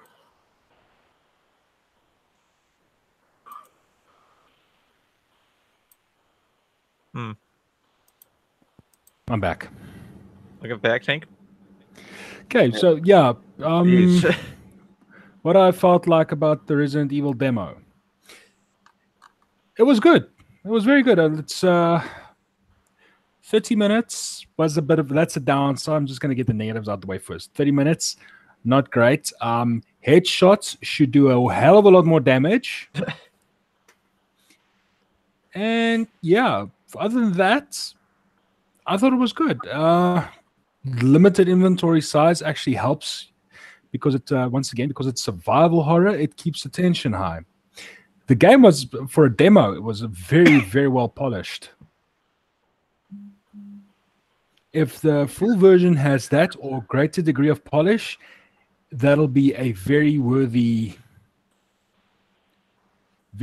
title to pick up. Okay, now I haven't gotten a chance to play that yet. Did they like as far as if this is a remake, are they just readapting? Did they just take the game engine and just update the graphics, or have they done a complete overhaul? Because I don't think people are. It's an entirely new engine. Okay, so the tank controls are gone. Yeah, no, you actually feel like you can move around now. You aim with your mouse, you move with your keyboard. So what is it is it first person or third person? It's third person. The best way, so obviously it would be third person, so it's not like Resident Evil 7. If you have played the original Resident Evil 2, it is considerably different in how it looks. Some of the puzzles and things are different, but that is to be expected because you can't really just take the original game and redo it, because then what's the point? Because guys are going to run through this thing and then be like, what? You know, they'll probably clear it in like 2 hours or something. Yeah. If the puzzles and everything were exactly the same. So from what I saw, I thought it was good. I honestly think it's going to be a good game, hopefully, provided they can keep the polish. I would recommend waiting for reviews to come out from unbiased sources, not shill media, and then go from there. But I am feeling positive for it. The fact that they released a demo, not a beta or a paid you have to pay us to get in on this, released a demo that you can download and play. Yeah. Regardless of whether it's 30 minutes or not, that already speaks volumes for how confident they are in the product. Yeah, and it makes it a lot less embarrassing, like with Fallout 76, with how poorly that turned out. Yeah, and did you see their latest little screw up? Guys managed to get into the developer room. Oh boy.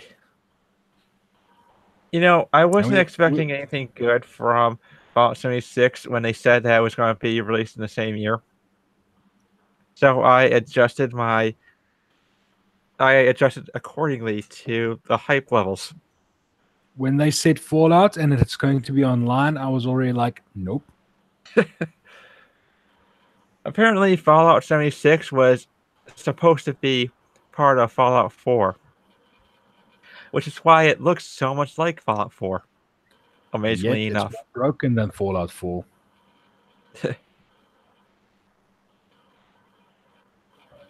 Horrendously broken. Yep. So apparently doxed some people. Is that so? Yep. People's information leaked, and the same thing happened with EA and Battlefield 5.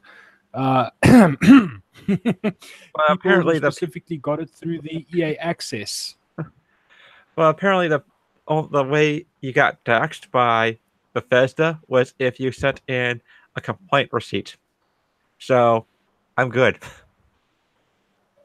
Yeah. Funny. Yeah, no, the EA one was just one of those cases of your database for EA access is kept on an unsecured server. Oh, boy. That's like hiding your porn in a folder called stuff. You know, I remember watching a show. Windows updates.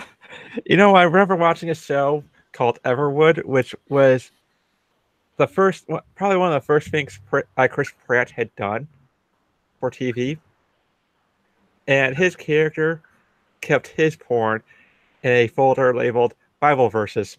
That is... Well, nobody will ever look there. If that tells you about the kind of characters that Chris Pratt plays, I don't know what does. Yeah, but jokes and shit aside on that one, it's actually kind of funny when you think about it.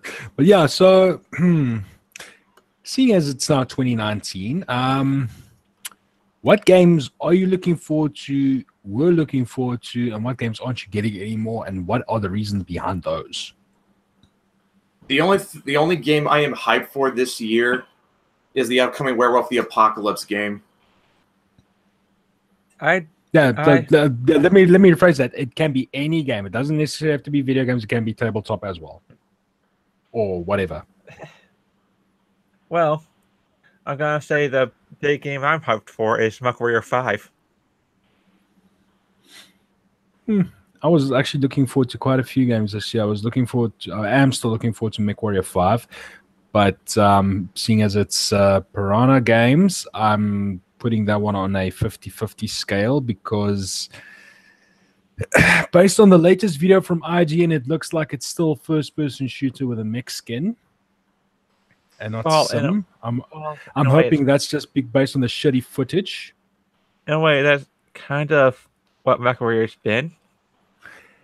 Yeah, not really. I mean, if you've played the previous MechWarrior titles like MechWarrior 2 and such, they were a lot more strategic in how you fought in them. It's like very much more sim-like.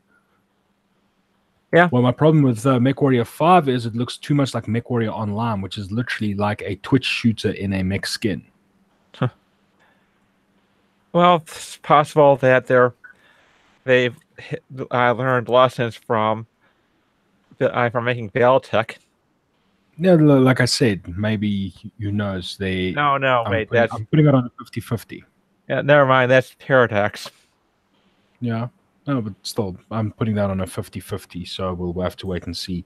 The fact that the Harmony Gold lawsuit is finally going somewhere and these guys aren't settling with them, finally, means that we might actually see the title this year and not be bogged down with, oh no, but this mech design looks too much, almost not entirely at all like this one, but we're going to take you to court anyway.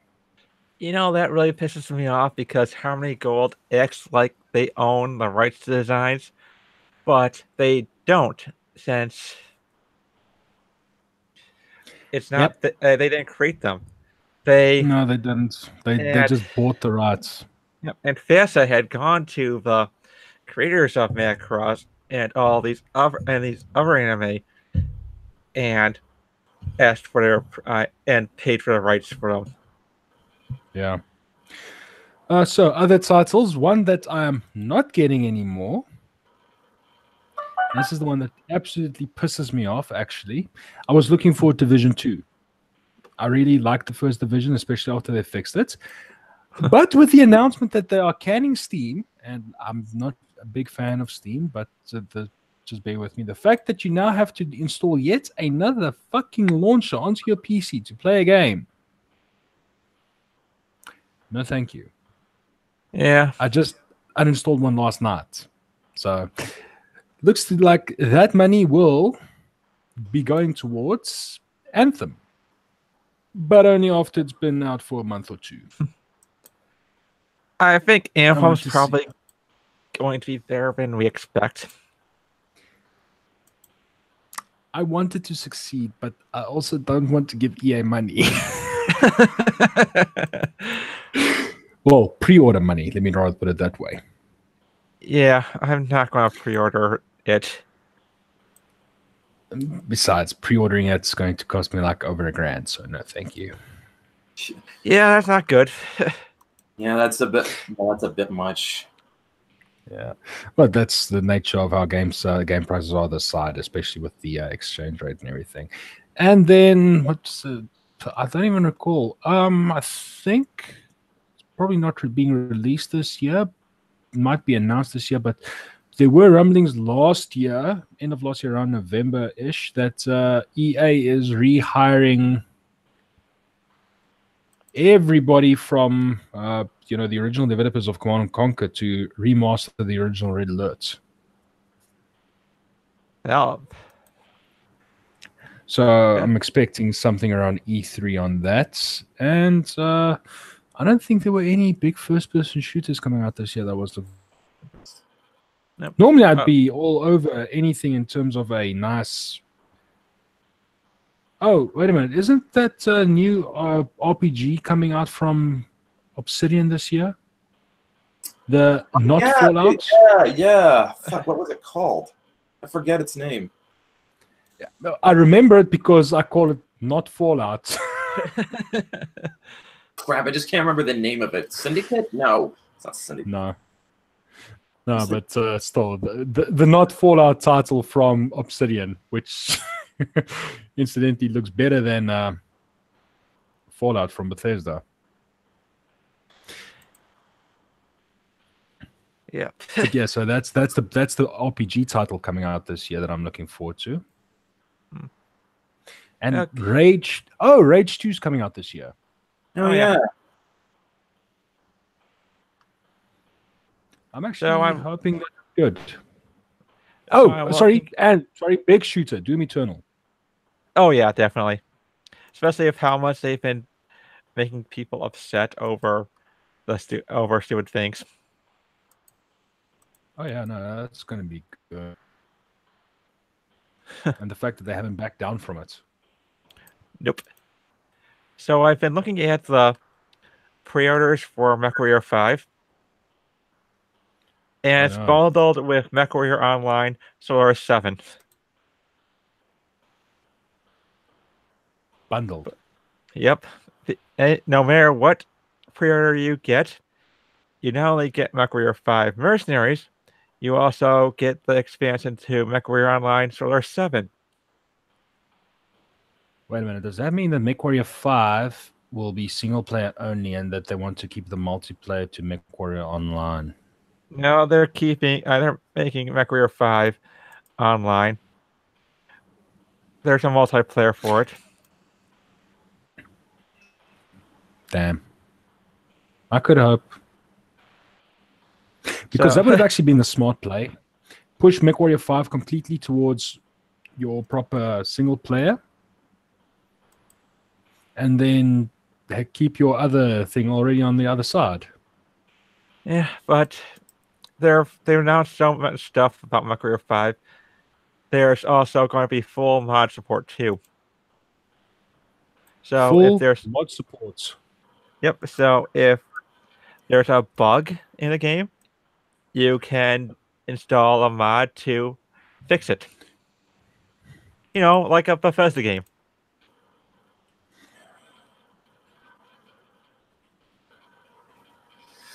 Yeah. You know, here's the thing. Speaking of there's a difference between modders, companies disallowing modders and company keeping modders on board. So Bethesda used to keep modders around because it improved sales of their games. Now they've actively been going against their modders and everything.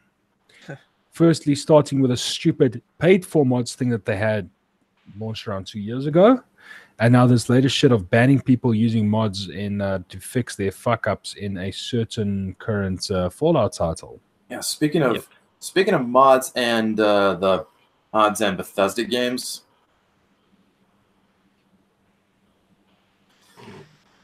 I've been trying to install mods on Fallout 4 and none of them seem to take. Clearly, I'm doing something wrong. I would explain to you, but you're sadly a lost cause. Well, it's a lot easier on. It's a lot easier on console, since all you have to do is click on install, and then it installs it for you. Say what? Installing mods and everything is not hard, really. I mean, that's why you need the mod managers, because they usually do all the finagling for you behind the scenes on the files and everything.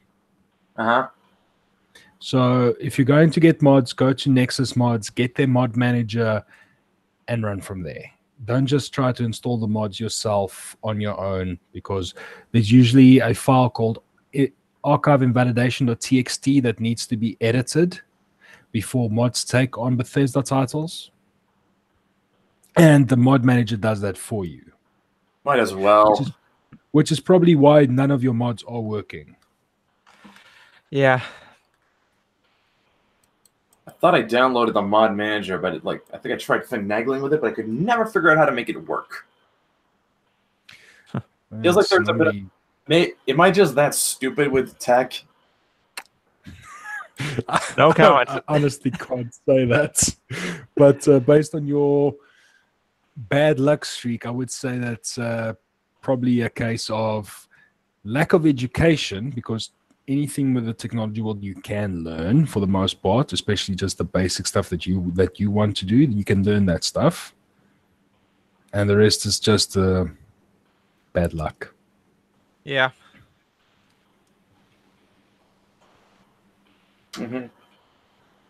Honest answer on that one. Yeah, I definitely have to say install a mod manager. I used to not do it, and that made things a lot more difficult for me than it should have. I have not played a single Bethesda game without mods since Oblivion. Which is incidentally the Bethesda title I logged the most hours in. I can imagine. It was one of the best games on when it came out with the Xbox 360 and PS3. I played it on PC. Oh yeah. No, but compared to Skyrim, I got bored with Skyrim. Honestly, I got bored with Skyrim. I forced myself to finish it eventually. You know, the thing about about Bethesda games is that their stories aren't that great. Although I got lost in just doing random shit in Oblivion. I mean, I literally finished every single nook and cranny of Oblivion. I explored everything. Total time clocked in was over 500 hours. Yep. There was a lot more interesting side quests in Oblivion. Yeah, it's Oblivion overall was a more interesting game, and by that measure, the original well, not the original, but Morrowind was also a much more entertaining game. But I preferred Oblivion. A lot of people say that Morrowind. Never played it, so I've got no opinion on it.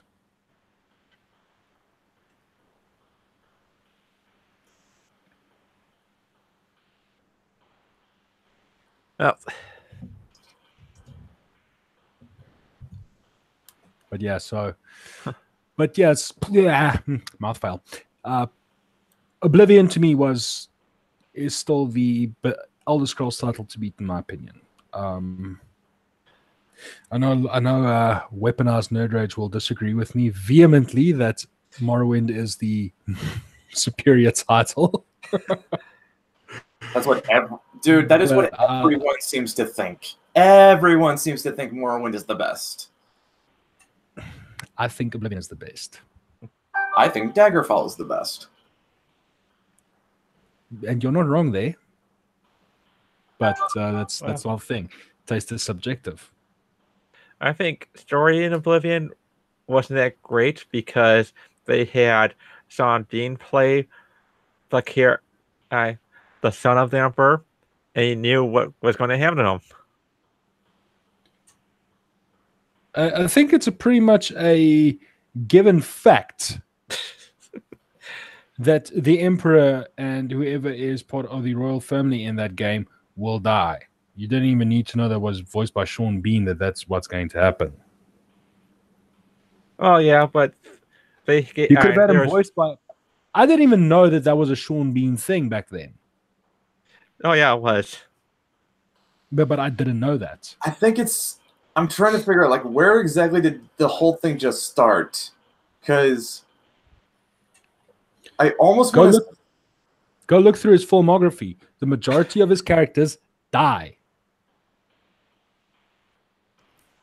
Yeah, but I'm just like... in various gruesome and horrible ways. Just when did people start catching on to it? I don't know, but what I do remember is that I saw this really low budget post-apocalyptic internet and weaponized autism. What? Sorry, I didn't hear you speaking, so I spoke over right. you there. Sorry. It's all right. But I saw this really low budget post apocalyptic movie that had him in it. And at the end, he takes a crossbow, bolts the chest. You think he's dead, and then right before the end credits, you see him with bandages over his chest.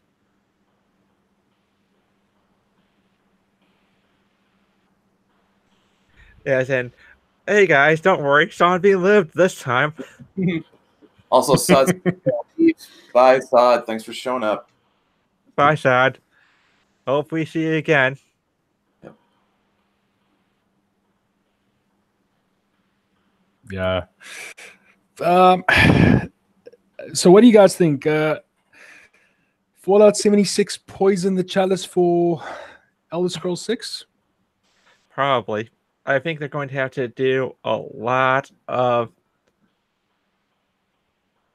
goodwill to make up for what happened.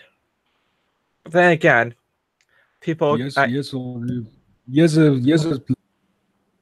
Firstly, no fucking microtransactions.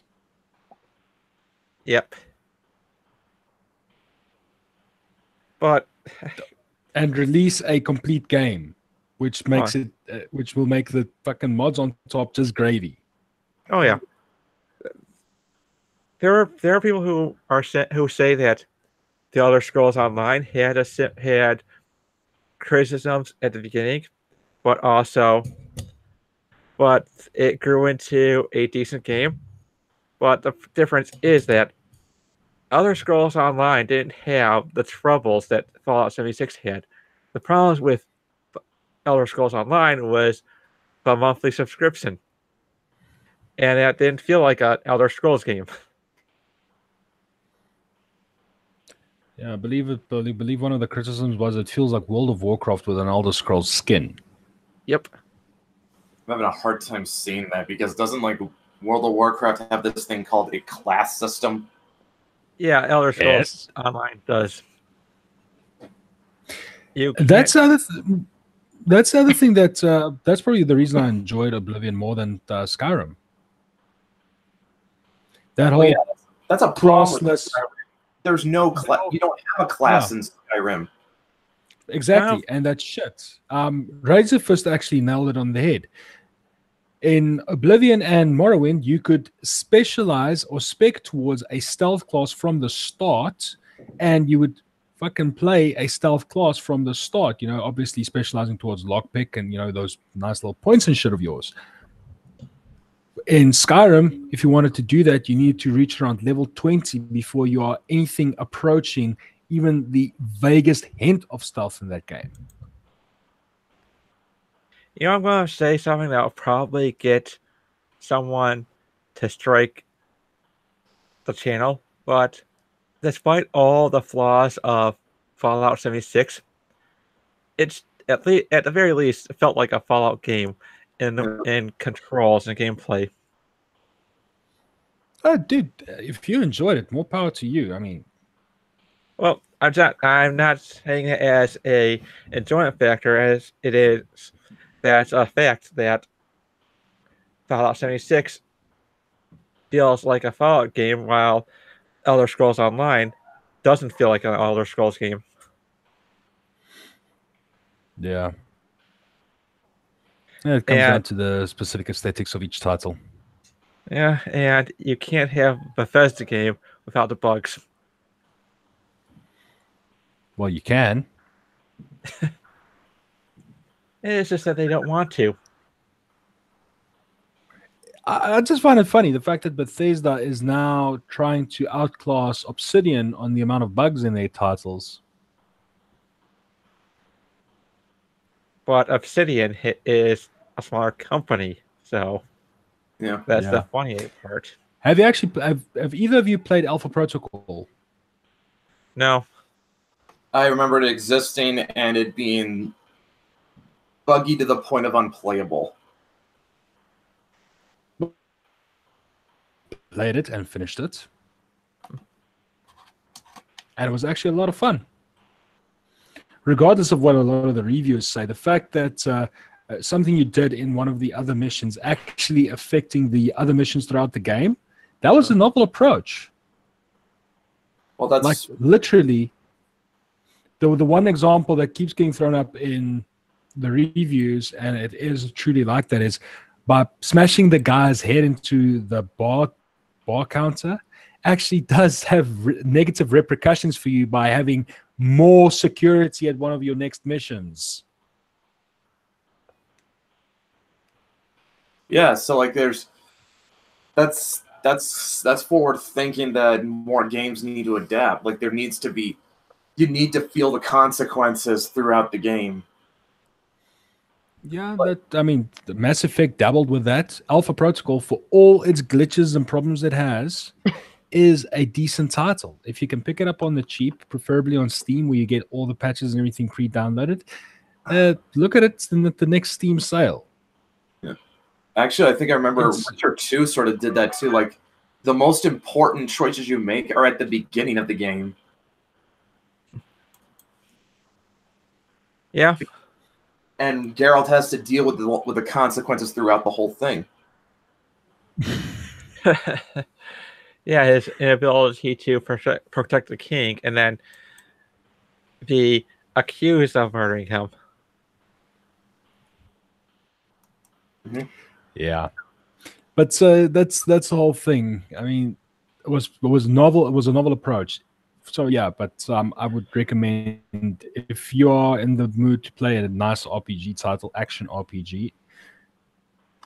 And what's the other thing that made it great? The speech wheel, talking to people, is timed. You don't get to stand there weighing your choices. And that's the other thing. Certain guys, obviously playing on the Paragon Renegade system, can only be talked to or talked down or disarm the situation if you play consistently as, say, the aggressive choices on your vocals, or the suave or the professional. Although that said, the suave lines do get a bit cringe sometimes. Well, that tends to happen a lot in games, unfortunately. Yeah. And then there's the problem with one of your romances as a very, very, how should we put this, dark turn to it. Oh boy. Yeah, I'm not gonna spoil it, but it's not so much in terms of how somebody dies. It's just, what happens is just there is something rather creepy to it that you actually need to play the game to experience.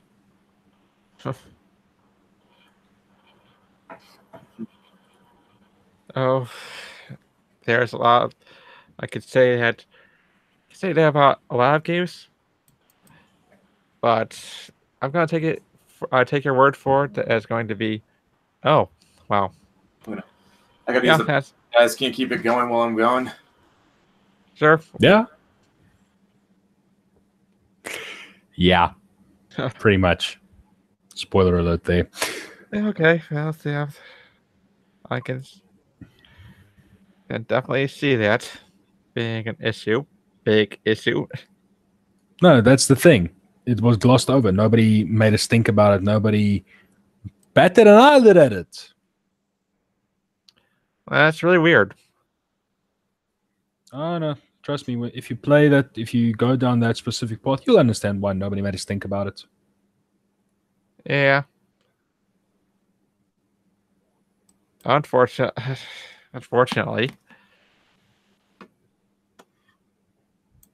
But regardless of that one thing, I still say it's a good game. Broken, yes. And don't use that slow down time power on the one boss. You will regret it. Because then he charges after you like he's hopped up on meth. Oh boy. Yeah, so first he and then suddenly he runs around like fucking Speedy Gonzalez. with 2 knives, and he incidentally is high on cocaine. Jeez. Yeah, no, the game did not. The game did not mince around with some of the themes it was using. But it's a great title. Well, writing is a bit whiffy in some spots. Yeah, and you'll probably see some of the twists and betrayals coming a ways off. Oh, but don't let that discourage you. I honestly recommend checking it out if you can get it for the cheap.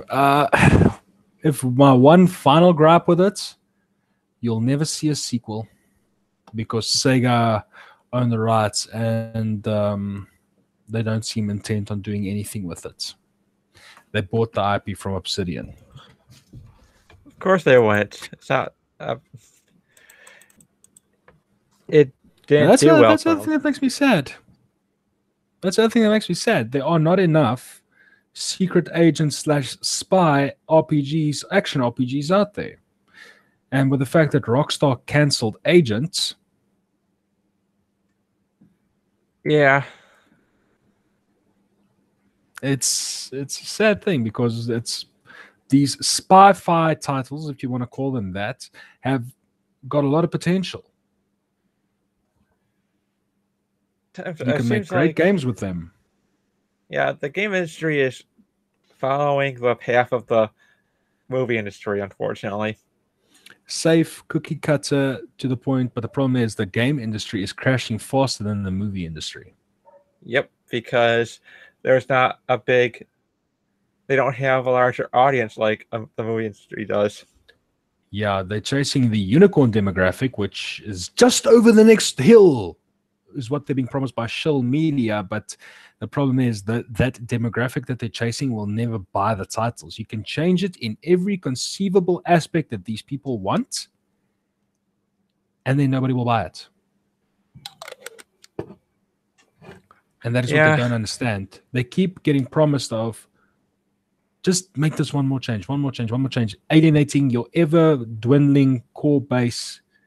Well, now flocking to smaller studios and publishers like CD Projekt Red and Devolver Digital and their titles, mainly due to them still obviously providing the titles and games that people want. And that is where I find Bethesda to be quite interesting with how they've split things. So you've got, I haven't played it yet, but based on what I read, the woke factor in Wolfenstein 2, the New Colossus, is, for lack of a better term, problematic. But the question is, how does the game play? Is the game fun? Is the story at least engaging enough to keep you going? Nobody has been able to answer me that. Everybody's like, oh no, but this story is too much like Social Justice. Okay, cool. How does the fucking game play? It's a shooter. I'm not playing a shooter for the bloody story. You'd figure if that's what... You know, if anyone played games for a story, it would have died a long time ago. I play certain games for the story. But it's that the whole thing is games are an interactive medium. So the story needs to keep you lightly engaged while you perform the actions. That is why any game that takes actions away from the player is, well, for lack of a better term, committing the biggest possible sin that they can. Oh, yeah. Warren Spector said it the best. Don't show players cool shit. Let them do cool shit. Even when Chris Roberts was doing the cinematic Wing Commander games, players still had a choice about what the character said. Yeah, you see the choice about what the character said. How you performed in the mission had an outcome later on during the missions. Wing Commander Prophecy, even, also still very cinematic, very brilliant game. And depending on how you performed in some missions would affect how fast you get promoted, or even at all, what ships you get to fly. I mean, perform too badly and you fighter close to the end of the game. Yep. And unfortunately, we did not get this new trilogy that they wanted. Yeah, well, blame EA for that one. Yeah. One of the things I like about GOG.com is that they'll, among the goodies that they give you are production documents and interesting stuff that they had planned for Prophecy. That would have been a brilliant way to carry on. These new aliens were actually very intriguing. They seemed like, the usual tentacled horrors, but once the lore pieces started coming in, what their motivations and everything, were very nice, but unfortunately, like you said, stuff that they will never use, completely untouched and barren because, well, corporate greed. Yeah, and then EA, the last game that EA put out for Wing Commander was Wing Commander Arena back in 2007. And that was a third-person shooter. Arena shooter. Person. Yep. May as well have been a mobile game. Yep. Yeah, same thing for Aliens Isolation. One of the best titles I've heard for an Alien title in a long time, and now the sequel is a mobile title. Well, apparently, they changed that. They have no plans of making it Alien Isolation 2 now. Oh, okay. So the negative backlash was enough for them to back off? Yep. So, believe it or not, they actually listened. Wow. That's impressive. I know. Who would have thought? Yeah. What else? I suppose we'll have to wait for E3 this year. I foresee more Battle Royale titles. It's probably going to be wall-to-wall Battle Royale again, for the most part, with a few hidden gems here and there, and the usual hype train of most of the things. But I do think that certain companies will be there in a greatly diminished capacity, especially considering that a certain other big publisher, Activision, is now being investigated for fraud. Yep. That's going to be... I don't even know what to say about that. That hasn't been already said. I'm going to say it straight up. Makes me happy. No, just got some past issues with a certain company that they bought out called Blizzard and their penchant for blanket bans. Oh, so yeah. them taking a glorious knock on their stocks. You cost me 650 Rand. Oh, no, you're taking a couple of billion loss. Scales even out. Not just for me, all the other innocent players you also banned along with all those fuckers who cheated. Okay, I'm Blanket back. bans are shit. Oh, yeah. I got banned from World of Warcraft because I refused to pay for a expansion that they decided to put in my shopping cart. Say what? Oh, they put it in your cart. Sent it through checkout. I got email saying that all I need to do is pay for it. And I said, no, I'm not doing this. I don't want this. Wow. And then I got noticed that I was banned. This guy probably loves World of Warcraft. Let's just give him the thing and force the money out of him later. That's the weirdest thing is that I played World of Warcraft, but not enough to be a super fan. I played it for 14 days. Never touched it again. I think I tried playing World of Warcraft and I ended up just getting bored of it after a couple days. I don't know. It's just it could not hold my attention. See, the problem for me was I've already by the time I played World of Warcraft, I've already played the original Guild Wars, which was for the most part MMO light because the MMO part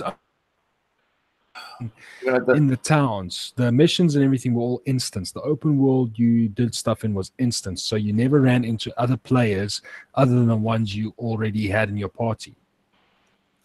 but your heads-up display, your entire interface was already complete. So by the time I played World of Warcraft, the interface was pretty damn bare bones. And then I read, no, but you can add mods onto it to make it better. It's like, motherfucker, if I want to mod something, I want to add cool shit, not give me something that makes the experience more complete, like it should have released.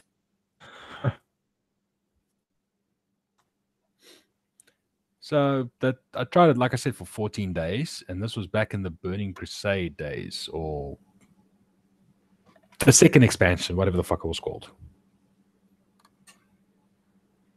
I think that was the Burning Crusade. Well, either way, that's where I played World of Warcraft and stopped. Then the next MMO that I played that really grabbed my attention was City of Heroes. It was a very, very fun title. I really liked that, the whole superhero thing, which makes me wonder why nobody, especially considering the current climate around superheroes and superhero movies, nobody's capitalizing on it. DC Universe Online is not a great title. And I say this because I played every single multiplayer MMO out there. The superhero MMO that was, well, not everyone, but the big ones. I started with City of Heroes. I played DC Universe Online. I played Champions. And even as old as it was, City of Heroes was the superior title. Yeah, fortunately. Well, NC Soft. Yep. And then the next one I played that also got shit canned after a year was Tabula Rasa. Oh yeah, the Richard Garriott game. That was a fun title. They had a lot of great ideas. Yeah, it looks like he's going back to to fantasy universe with Shadow of the Avatar.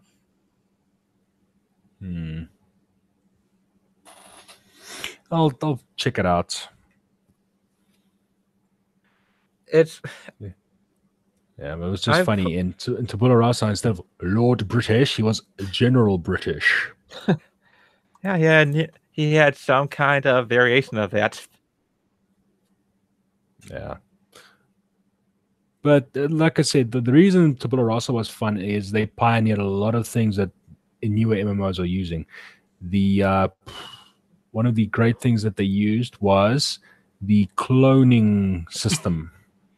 Basically, at each level where you choose a class to diversify into, you get a clone character from that level onwards. So you don't have to replay through the entire starting section of the game. You can go back and do those missions once you've created this character, have gone with this clone. So effectively, you could then make a character on each and every one of the available classes that you had. You had the sniper, you had the spy, the grenadier. I can't remember the class's name, but they used a sort of a staff that fired shit off as well. It was kind of the tank class. The grenadier was more DPS oriented, but also still heavy armor.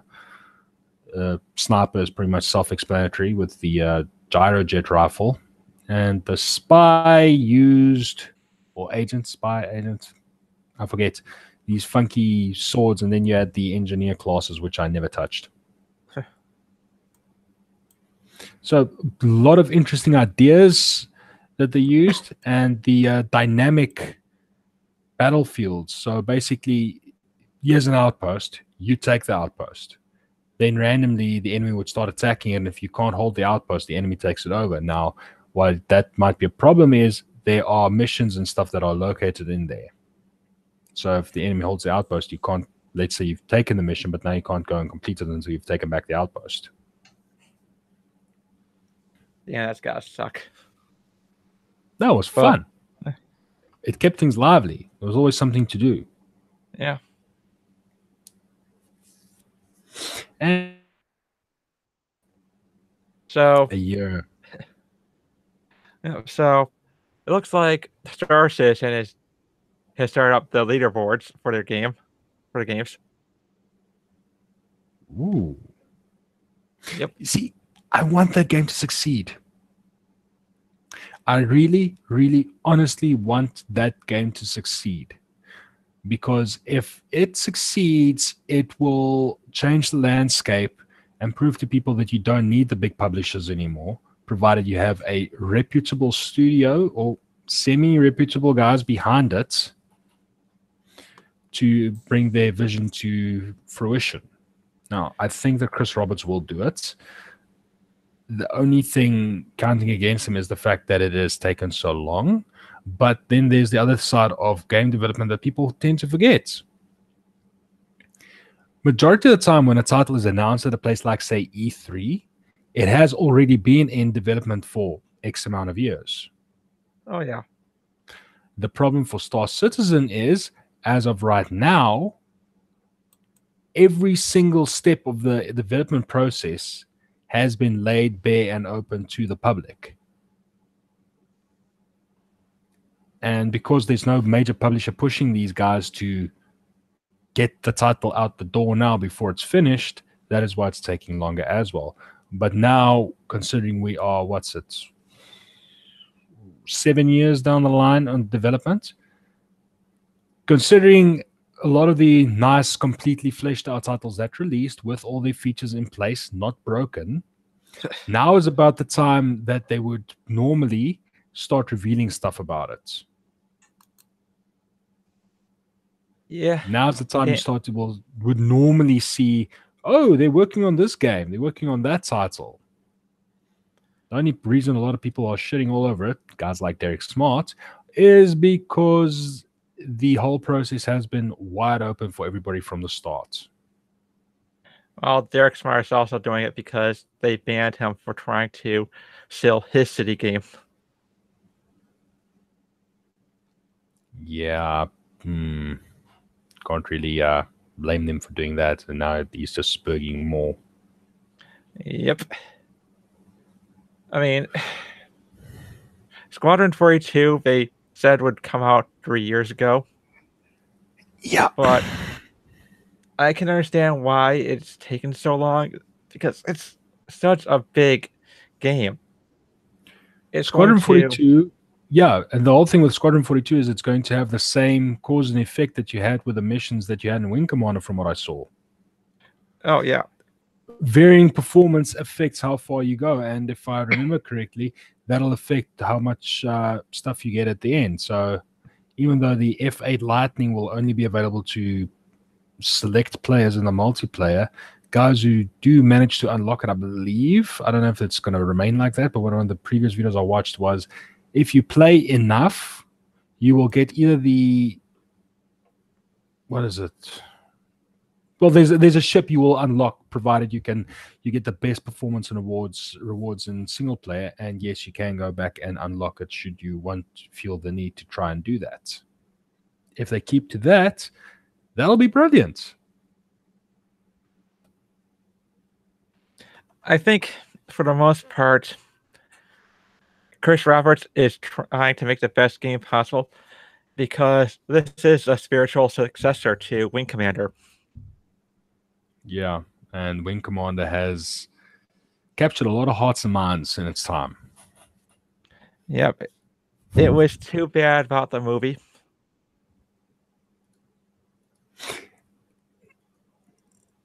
You know what? I didn't think it was that bad. I just didn't look at it like a Wing Commander film. Yeah. I think a lot of it was Chris Roberts trying to reboot the franchise with that movie. It just didn't work out very well. Look, I mean, things I didn't really like was, what should I put it?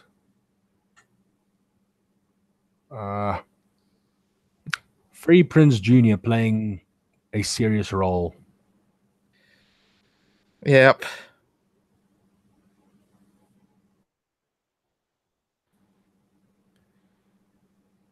It was just one of those movies that failed because of the cast they got for it was just known for certain movies like these slasher movies. Slasher films or teen comedies. Yep.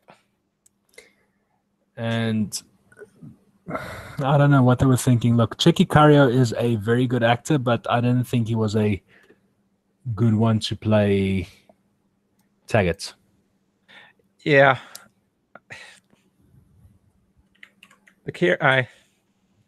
And honestly, the whole thing with how there were really silly moments, like how they had to stay silent in space. Don't talk, or the Kilrathi will hear us. Kind of submarine moments. And the fact that they used so hard to detect ships in space. And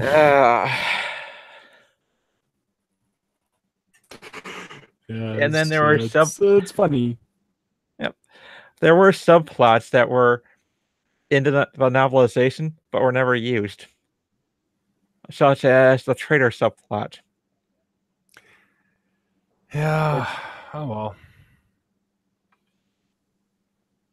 But no, look, I mean, there was a lot of funny shit, silly shit, but it wasn't actually it was an enjoyable film. Yep. Just don't think too deeply about a lot of the subject matter. No. In book format, that part of the franchise was pretty good. They only released the third book in the trilogy a few years ago because they managed to get publishers' permission to do so.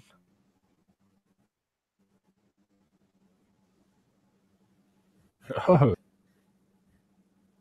Yep. It was one of those situations. Let's see if it's still up.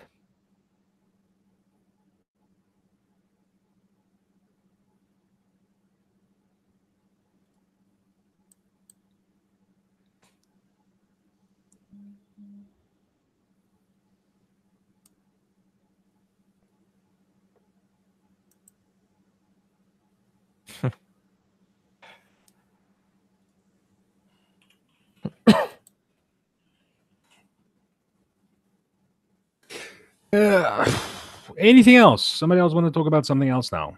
Oh. I think Brad had something to do on Discord. They had to take care of. Seems like it was. Yep. Oh, I can continue talking about games and everything. Yep.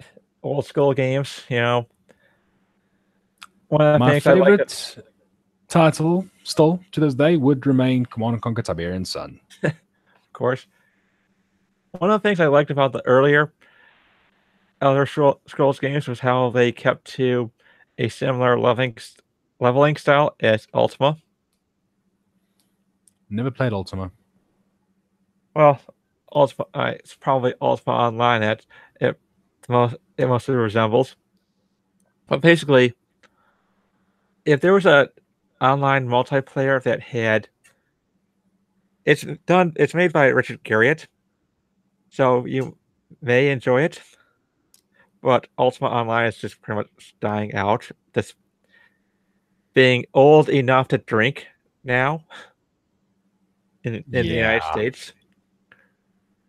But it's an MMO where you play in this fantasy world. It's a top-down game. But you got to pick what kind of class you want to do to be for your gameplay. So if you want to be a wizard, just level up the certain characteristics, skill sets of a wizard. Fighter, same thing. Only thing is that unlike Elder Scrolls, there's a limit to. No, wait. I think there was a limit in Obsidian. There wasn't one in Skyrim. Nope. But in Ultima Online, you could be a blacksmith. And one of the popular ways of making money in that game was to buy property in the center of town, and then just play the game as a blacksmith selling your ware, making weapons for other people who were playing the adventurers, and so on. Yeah, so there was actual role playing involved. Yep. Yeah. That's the thing that's one of the interesting things about a Richard Garriott game is that you don't play a game, you play it's an experience for you. Yeah, well, once again, it comes down to the whole fact of you are the guy that's going to do the cool shit. You're not going to watch the game do it for you. Yep. And if you decide that you literally just want to, i.e. be a blacksmith, and that is going to be fun for you, the game allowed you to do so. And that's the problem with a lot of, once again, modern titles. Everything is so railroaded, you can't really experience it your way. Yeah, and that's what attracted me to Shroud of the Avatar is that he's returning to that kind of gameplay. Oh, cue the articles from Shill Media. This game is too hard. Game by former Darling gaming guru Richard Garriott. Yeah, I can already see a lot of the articles coming out of that about how much of it is problematic and all that kind of shit. Yeah, well, screw them. The game's not for you. Yep. Star Citizen is the same way. You can choose your own route. Be a trader, a mercenary, or a pirate. Yeah, I'd really love to play that game, but the amount of time you're going to need for that. Oh, yeah.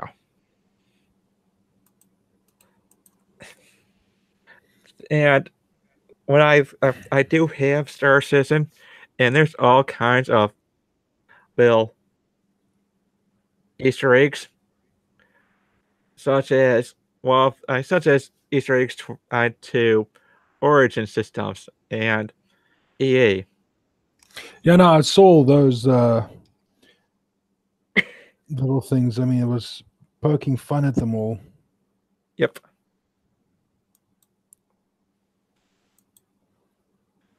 I played Star Citizen on a few occasions that they had the free weekends.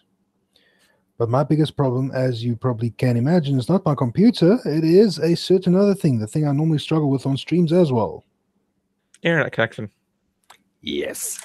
Yeah, that's hard. It's hard to play high-performance games on a potato connection.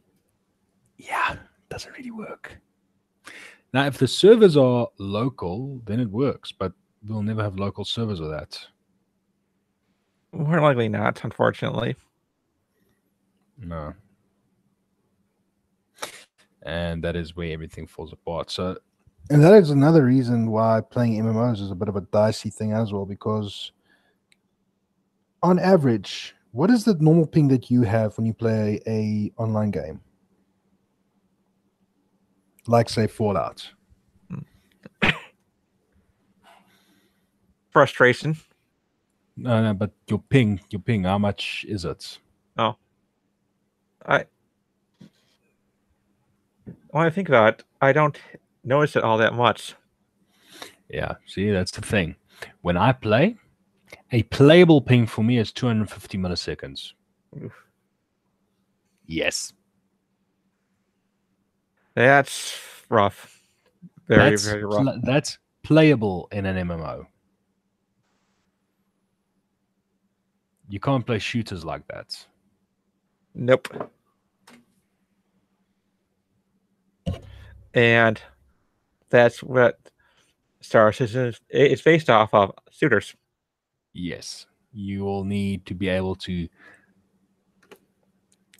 not worry about packet loss and all that shit when you are being, let's say, assaulted by a bunch of fucking pirates looking at your pretty cargo hold. Yep. Or in the middle of a firefight, as a mercenary defending a cargo ship from pirates. Yep.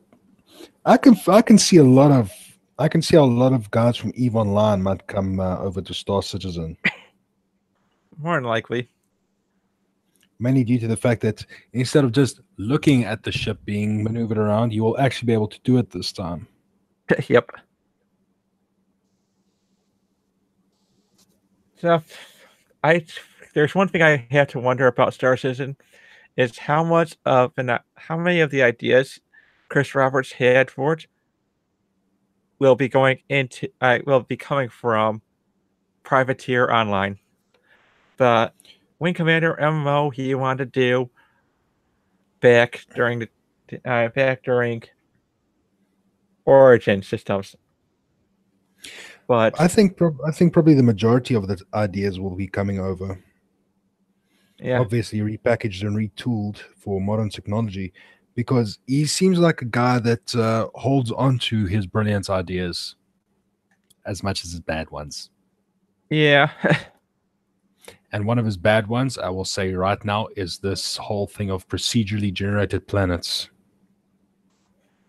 Yeah, that's probably what's holding it up, honestly. I still say they should have just canned it, set a few number of planets, and then as updates and stuff get released into the game, add more planets. Yes, procedurally generated will be better because then you can just let the game engine handle that. But I don't think the technology is advanced that far enough that procedurally generated entire planets will be possible. No, they won't. If anything, they'll have to be barren like the Uncharted worlds in the original Mass Effect. Which they could definitely put into future updates. You want to hear something funny? Actually, what? I just remembered. So I remember a story that Richard Garriott had said during an interview about Shroud of the Avatar. And he talked about how it was a struggle to start up Ultima Online because, as EA put it, there is no future in online play. So what ended up happening was that when they ran out of the development money that EA gave, which was basically nothing, they put in a call for beta testers. Send in $5 and you get a copy of the game to try out. They made more off of that than what EA gave them. And that's probably what started off the big online play thing for EA. The obsession. Yeah, the problem is they saw dollar bills. Richard Garriott just saw a way to get the money he needed to finish the development. Yep. Once again, the difference between developer and bean counter. I mean, if you listen to, are you familiar with how he was outed from his position when the whole Tabula Rasa thing went down? No, not really. Okay, basically, he used the whole going into space thing as a publicity stunt to try and do more marketing to push Tabula Rasa a little bit further. Now, the suits at NCSoft didn't like that very much. So what they did was, while he was up in space and back down in quarantine, they already fraudulently pre-signed his resignation papers and everything. Jeez. And then quietly shut down his game and his studio, Destination Games, all while he was unable to do a damn thing about it. You know, that's how scathing they are. Yeah, that explains why he doesn't talk about it. It's all of it's on the internet. You don't have to hear him. I mean, it's been well publicized and well trod ground, so he doesn't have to rehash it. But it's a shitty thing. Here's a company that you started making a game. You go do something, fulfilling one of your life's dreams, and also do a publicity stunt to market your title, and you come back and everything's been cancelled right from underneath you. Yep.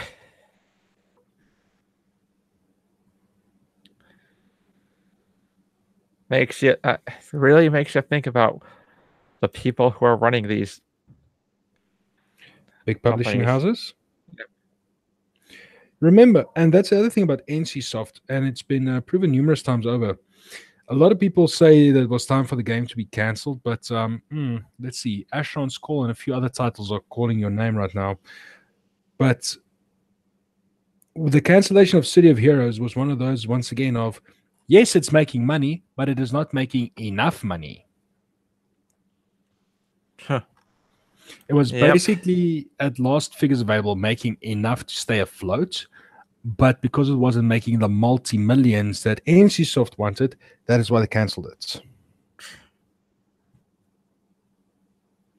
They wanted a WoW killer, but entirely different genre. You're not going to get a WoW killer with a niche superhero MMO. Nope.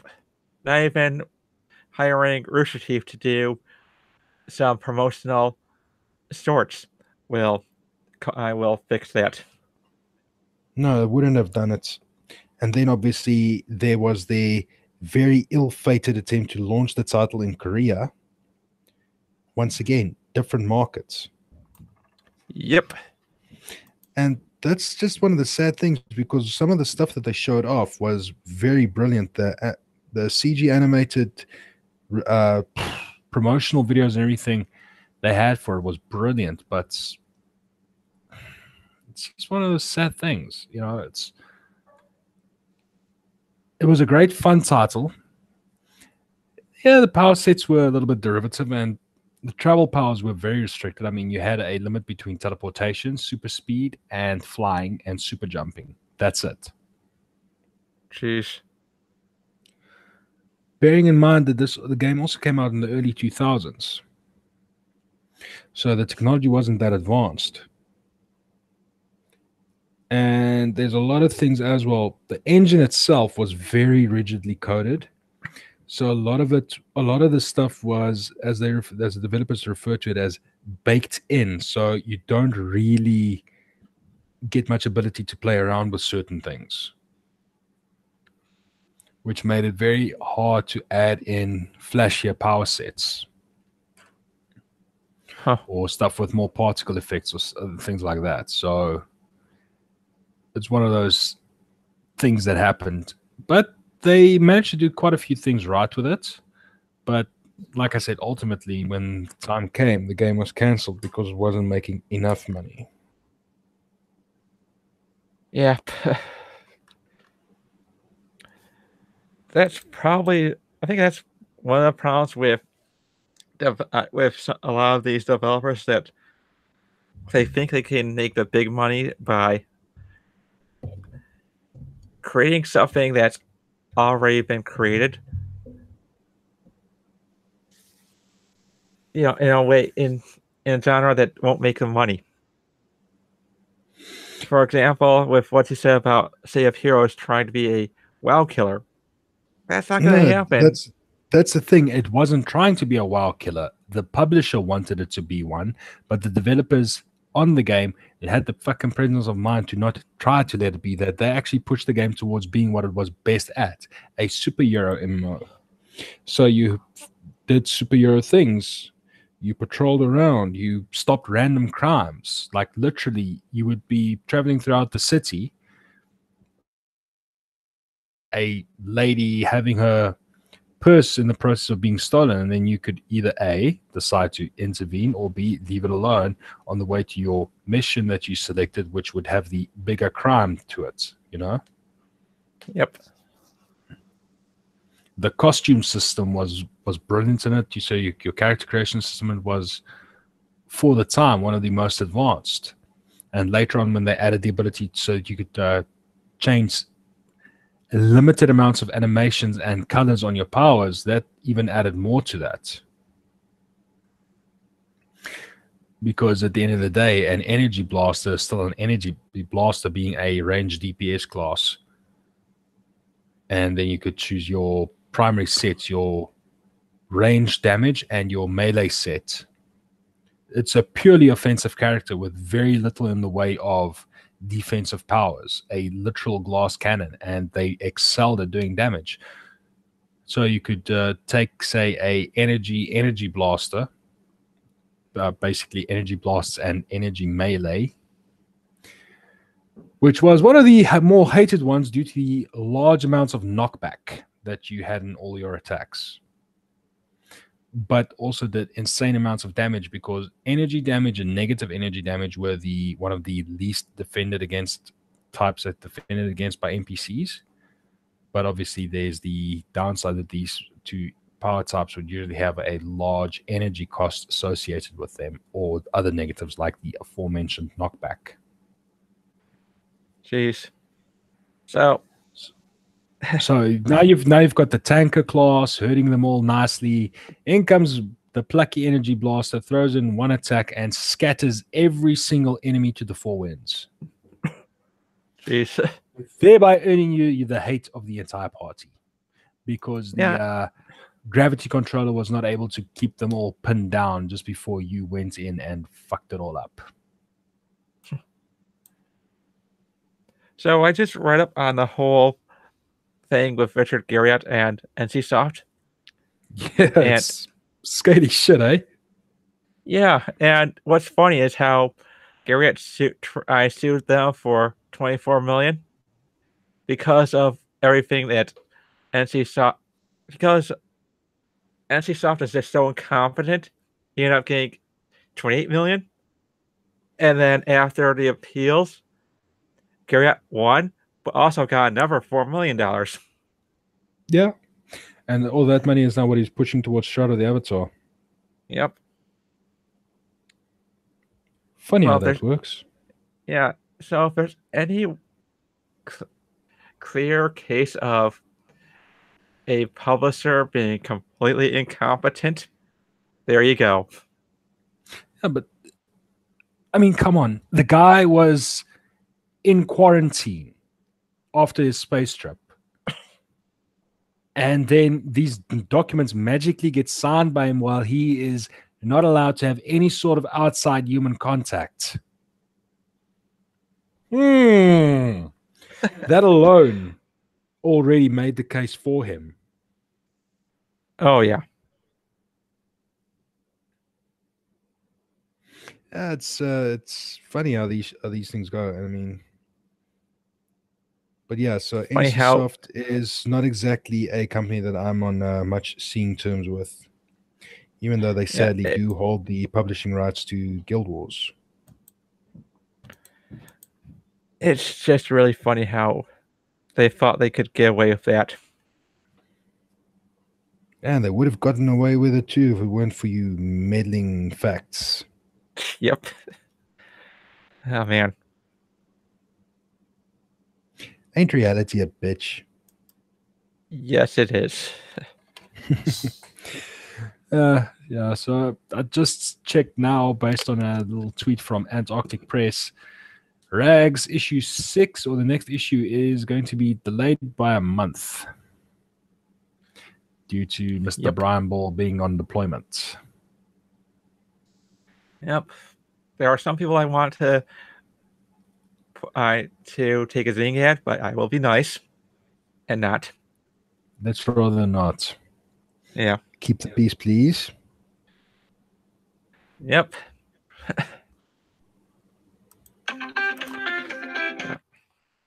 If I want to get some drama, I'll just go shitpost a little bit.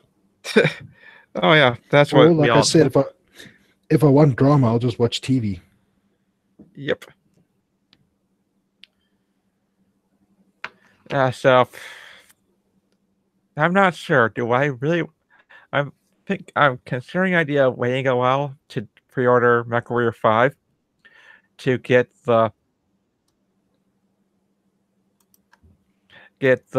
Ultimate Community Edition, $120. How much would that be at current exchange? Let's find out. 1,608 rand. Wow. Current exchange is 13 rand 80 for a single dollar. Yeah. Oh yeah. Well. Yeah, it actually improved. It used to be 14 rand, 15 rand something. Wow. I kind of want the digital technical Belmec manual. Gee, I can't imagine why. I would also actually love that. I would actually love to have that because it's the BattleTech universe is one of my favorites, especially because, like Warhammer, it's got such a good lore to it. Very deep and very rich. There's a lot of stuff to it. Yep.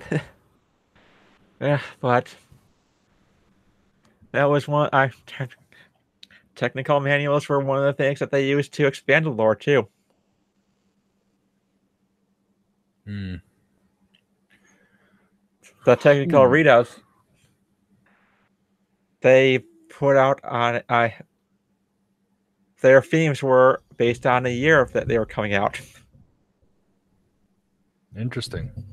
So you had the first one, which was Tech Readout 3025, which that and others like Tech Readout 3050 and I think it was 3055 that needed to be revised because of the banned Valmex. Well, obviously, because a certain company that likes to play lawsuit cudgel. Yep. And they do not make a damn thing. Yeah, but as far as I remember, that patent's running out in the next year or two. Yep. And they've tried to do something. Okay. Ever since they announced their deal with Sony to make a Robotech movie, they decided to have ADHD with their property. First, they wanted a sequel to Sailor Chronicles. Then they decided to cancel it. Then they go to Kickstarter to fund a new series, Robotech Academy, which did not make funding because nobody trusted them. Well, nobody in their right mind would give Harmony Gold any money. Yep. That's actually kind of funny because here in South Africa, we also have a company called Harmony Gold, but that's Harmony Gold Mines. But they actually do their job. Well, Harmony Gold here makes their money in real estate. And various dodgy back alley deals. Yep. Which is why was it their CEO who got thrown in jail? Was.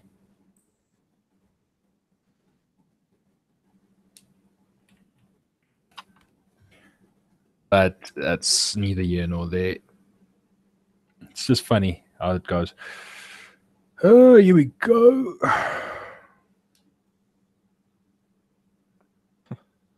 The Robotech comic that they've got out now. Wait, they have some. Yeah, it's a reboot comic. Oh no! How much social justice and bullshit politics are in this one? Well, they actually have some good writers. They have Brian Wood, who started it off, and had Simon Furman take over. But the problem is that the art isn't up to snuff. I can forgive bad art if the story's at least good. Which is why I've been reading the comic. Which is on the flip side, you unfortunately can't get past good art if the story is shit. Yep. Funny how that works. It does.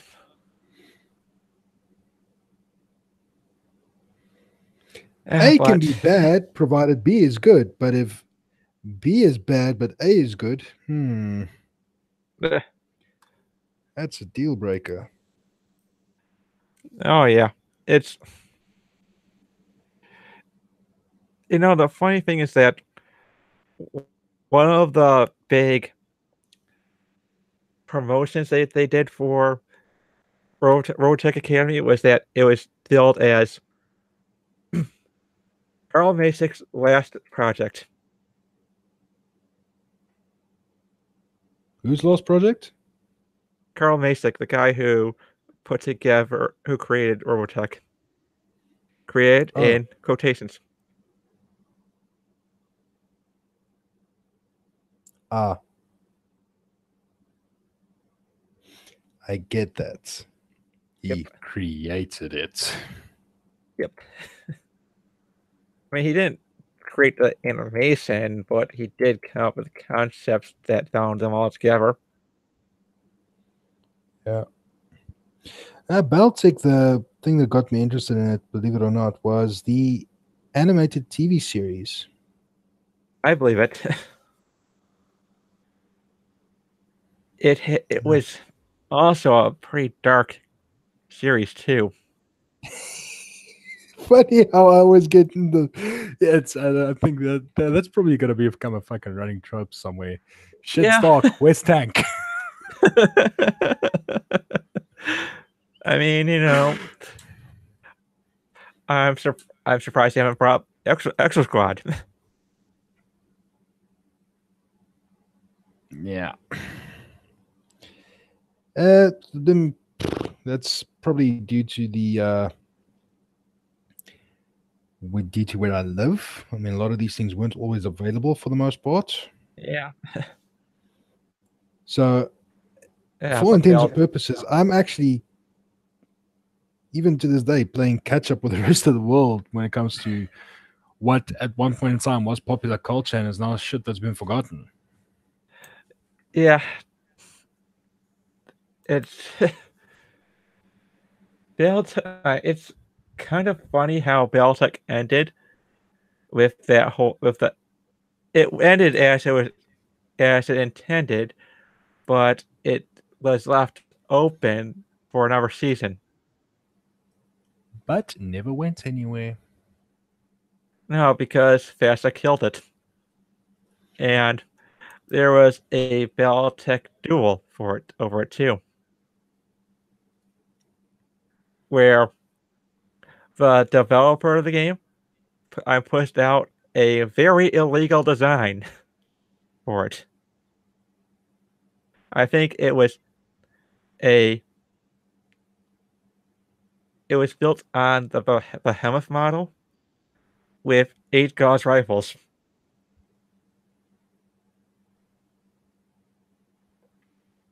Yeah, I could see why that would be deadly. Yep. Also illegal because I think it violates the weight. Yeah, that would violate the weight because 8 Gauss rifles are quite heavy. Yep. He called it Godzilla.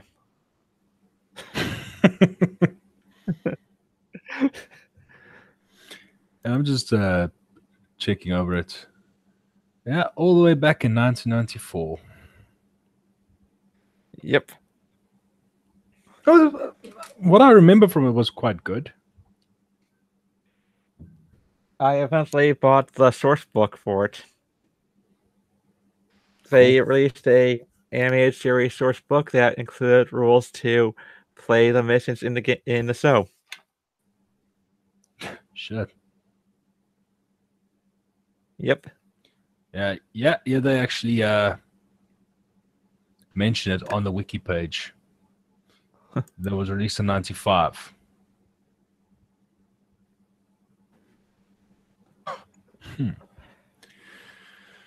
Yeah, it's just it's interesting how these things work out. So that's pretty much where I got my introduction to science fiction. That was from that show, and that is why to this day I have a soft spot for anything that is big, metallic, and deadly, rather than floating around in space or wielding an energy sword.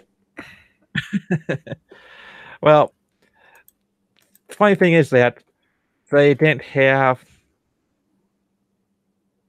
in a way, it wasn't completely faithful to the game, as in, it used to be that in the game, because of the heat restrictions, the mech warriors would wear next to nothing going into them. Yeah, I remember reading that. So it's pretty much just, for all intents and purposes, your undies and a neural helmet, and that's it. Yep, or in the case of one piece of art, with the infamous Black Widow. Practically fuck all. What? Yeah, basically she went topless. Yeah, like I said, practically fuck all. Yep. I mean, a redhead that goes into battle almost naked. Wonder what that reminds me of. Yeah. But still, the idea, I mean, you're encased in literal tons of armor. I mean, it's not like all right, it's going to matter. Sorry that took a lot longer, and now my landlord just showed up needs me on the roof, guys, so I guess we might as well wrap this up. Yeah. All right. Oh, well. See you guys next week then. All right, see ya. See ya. Bye.